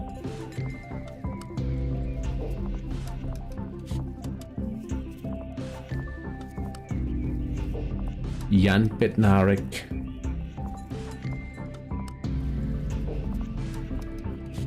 With a yellow here. And then another goal for Aldrington. Stephen Shipley. From an attack down the right.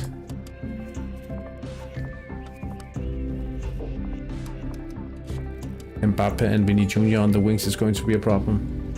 Yeah. In some way,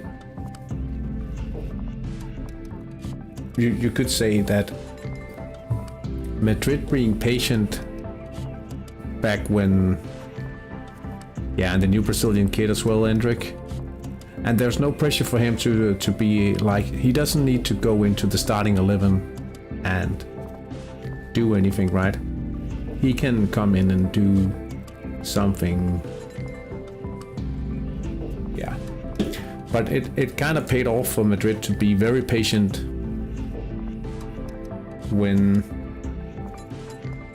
back when Benzema left the club. And not going for going all in on any striker and just waiting it out.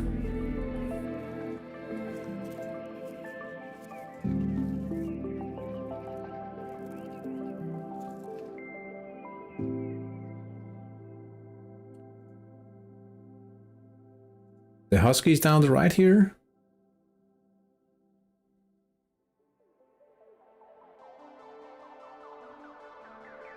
They take the lead. Karlovic goes up 2-0. Also down the right, Matej Dolezal.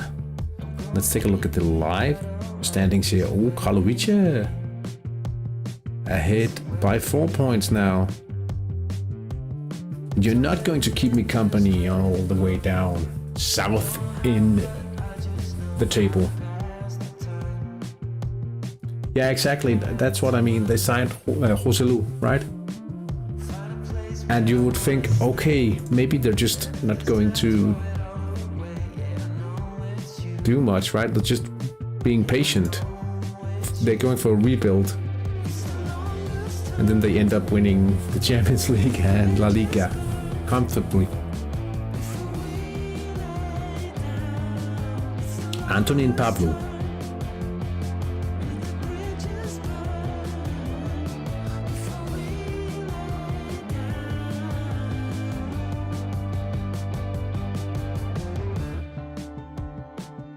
And Karlovic goes up 3-0 here.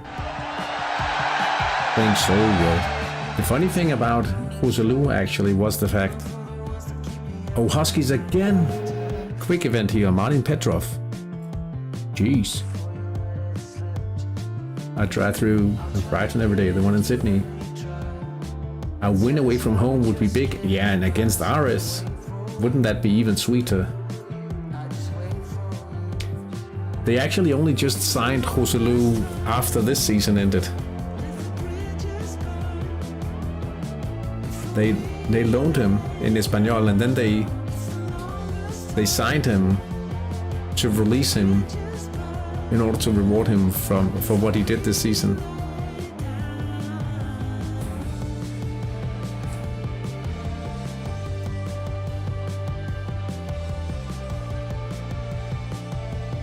Now he's going to cash in Saudi Arabia. You could think about that, like that. maybe, yeah. But as a way of acknowledging his importance this season still, that's just crazy. That's a pretty nice gesture, right?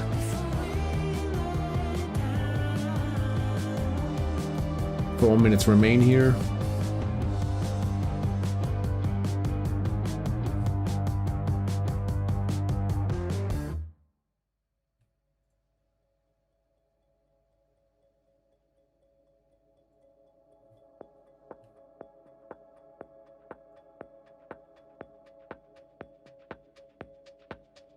Not much of a beach by Aussie standards, but popular all the same.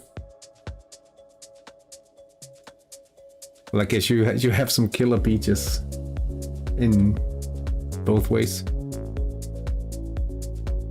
It's in a bay, so the waves are calm. We don't even have sand. Oh.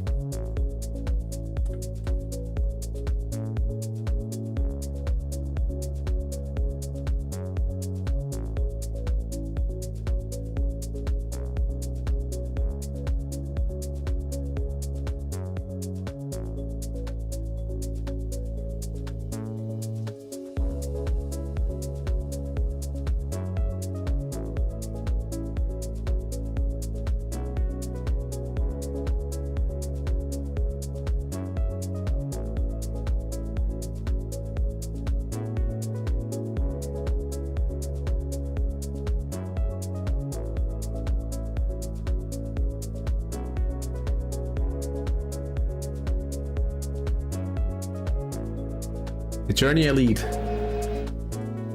making it a little thrilling here at the end. Angry Clark.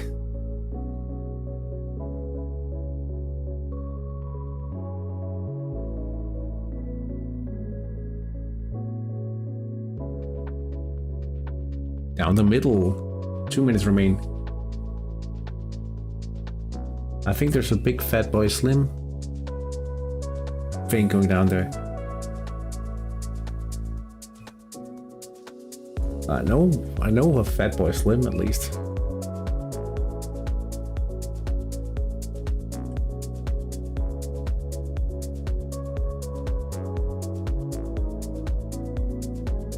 I was a teenager in the 90s, of course I know who is. Yeah, same.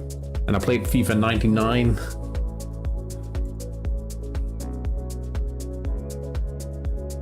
Big Brighton fan. Oh yeah, and that's also the reason why it's a Brighton player in the FIFA 99 intro, isn't it?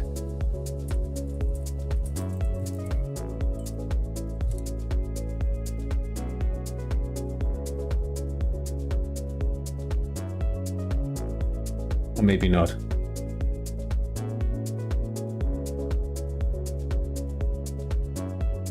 Maybe it isn't. Looks a lot more like La Coruña or something. Deportivo La Coruña.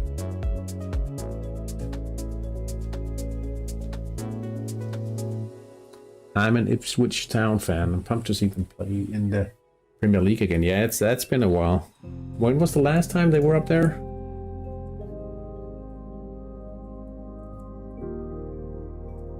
The Tractors.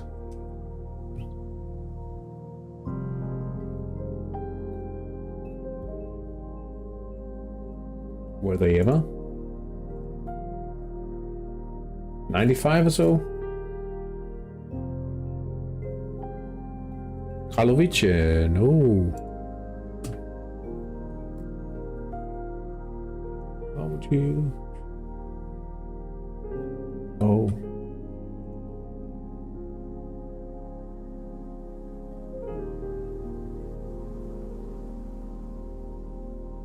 Oh, wait.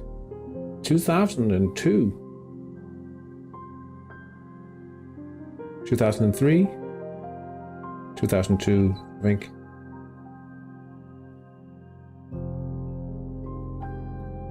Oh, they were part of the first Premier League season.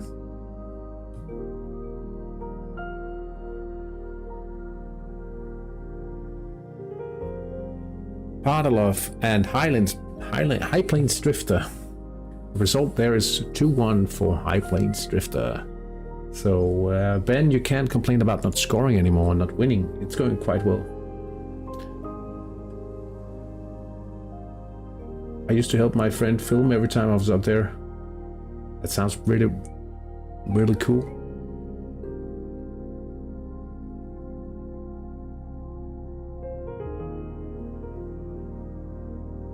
Oh, why am I down 4 all of a sudden?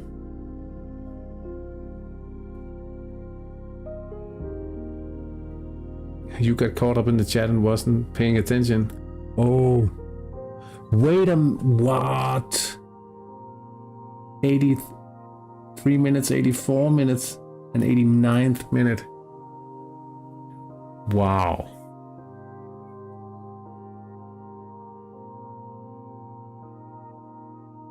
No, I did announce a few of them. But man, that's hat-trick for you. And that's not even the craziest thing. Aldrington wins 4-0 against Havnens in the Havnens Helte Bakke. I'm off, so you guys have a nice weekend, and let's hope Viborg beats Brøndby tomorrow. Well, that would be a crazy start, or a very nice start to the season, at least for you. But have a great one. Have a nice weekend, Bakke.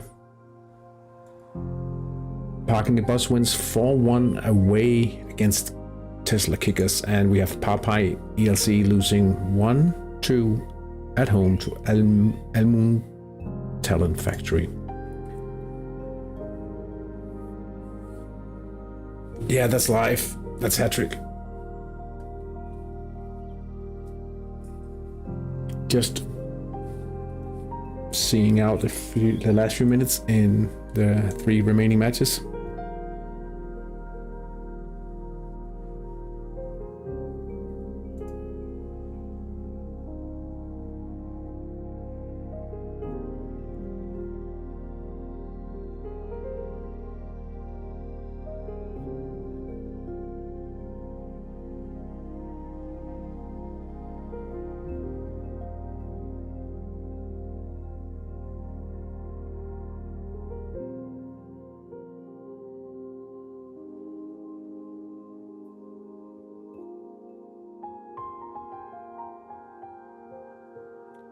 It ends 4-0 for Karlovice against Barnet Bay, so home defeat, unfortunately. And the Hattrick Australia Huskies with a little upset here, winning 4-3 away against HTI League. At Castle Grayskull, that is. And then in the final match of the program, we have Manico Juniors winning 6-4 against Bagheera United. Let me just is Barnet Bay. Oh yeah, I can definitely see.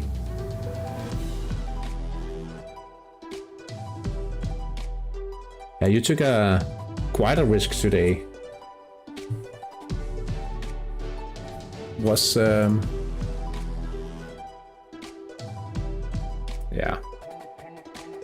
it was a gamble. Sometimes it goes like that. Let's take a look at the league table, because there's all to play for most of the teams in this league. At first, true. I'll see what I can do about adjusting my team as well, because it's actually a little embarrassing. Karlovice leading with 18 points for 8 games. Still the only unbeaten team left in the series. Partalov second with 14 points. HTI League have 13 points, and they are in third. In fourth, we have High Plains Drifter, 12 points. Same goes for Barnet Bay in 5th, and with just 1 point less in 6th, we have Aldrington AFC. Hattrick Australia Huskies are leaving Havnens Helte behind in 8th. They have 8 points for 8 games, and In last place, Havnenselde, 3 points, 8 games played. Let's look at something else. In V.109, we have Manico Juniors leading comfortably, 24 points, 8 games played. Parking the Bus in second with 16 points, Bagheera United. Now they have now they've gone through the 2 very difficult matches against Manico Juniors and are in third with 14 points. Popeye ELC, 13 points in fourth, and then we have the Buds. Well, almost Buds, but close, yeah. In 5th to 8th of that league. So probably no surprise that Manico Juniors will probably promote without any problems whatsoever, but they are much stronger than anyone. Bad time to upgrade my stadium on a 2-match losing streak.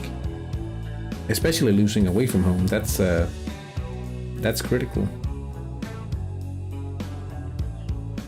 But you'll get to turn that around in a week's time, because you're playing Havnenselde away next round.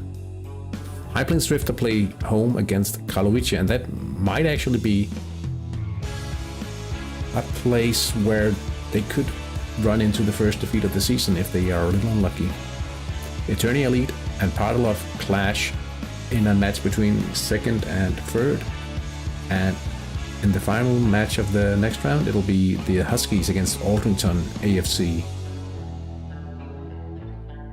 It could very well be much closer once the next round has been played, so also play for most of the teams in V.130, and then they are a certain team that needs to try to see if they can salvage anything from the season, and unfortunately they are managed by this guy. If you win our league, would you even want to promote? I'd want to stay in this league as long as possible. Same. It's about winning the league, it's not about promoting. Like, isn't that the catchphrase of Hattrick? This game isn't about promoting, it's about winning. No. But still, yeah. Nah, I hope we can find a few more for V.109 as well, so we could have more of a sister league.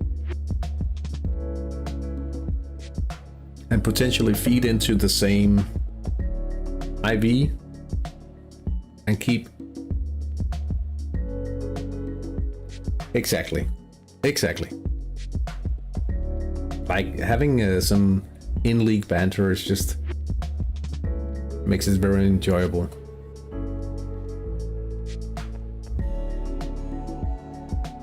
What's the situation here? It could be harder to, like, once they start, now they start with those 11 countries and they have to do it manually, but they're like narrowing the league system, so it could be a harder thing to maintain the league, but doesn't necessarily mean it'll be impossible.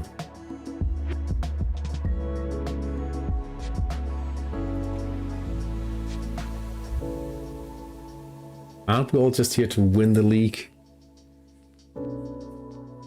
Yeah. We are here to win the league. And you'll see things next year. I need to list this guy before I forget. And let's just do it this way.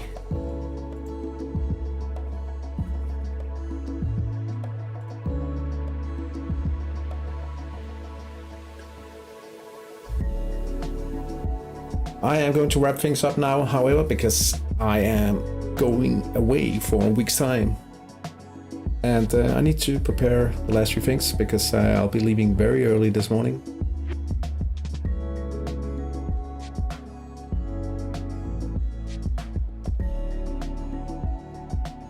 So I'll see you guys in Nah, it could be I'm making a let's play. You won.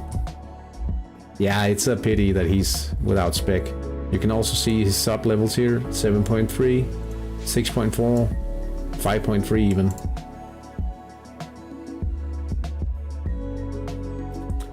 Thank you, Maple. So, yeah, I hope you enjoyed it. And I'll see you guys stream-wise in a fortnight. And I might, depending how tired I am when I get home, I might just do a let's play in a week's time as well. Anyway, thank you so much for watching. Thank you so much for contributing to the community. Have a great week. See you, Hampson. Farvel.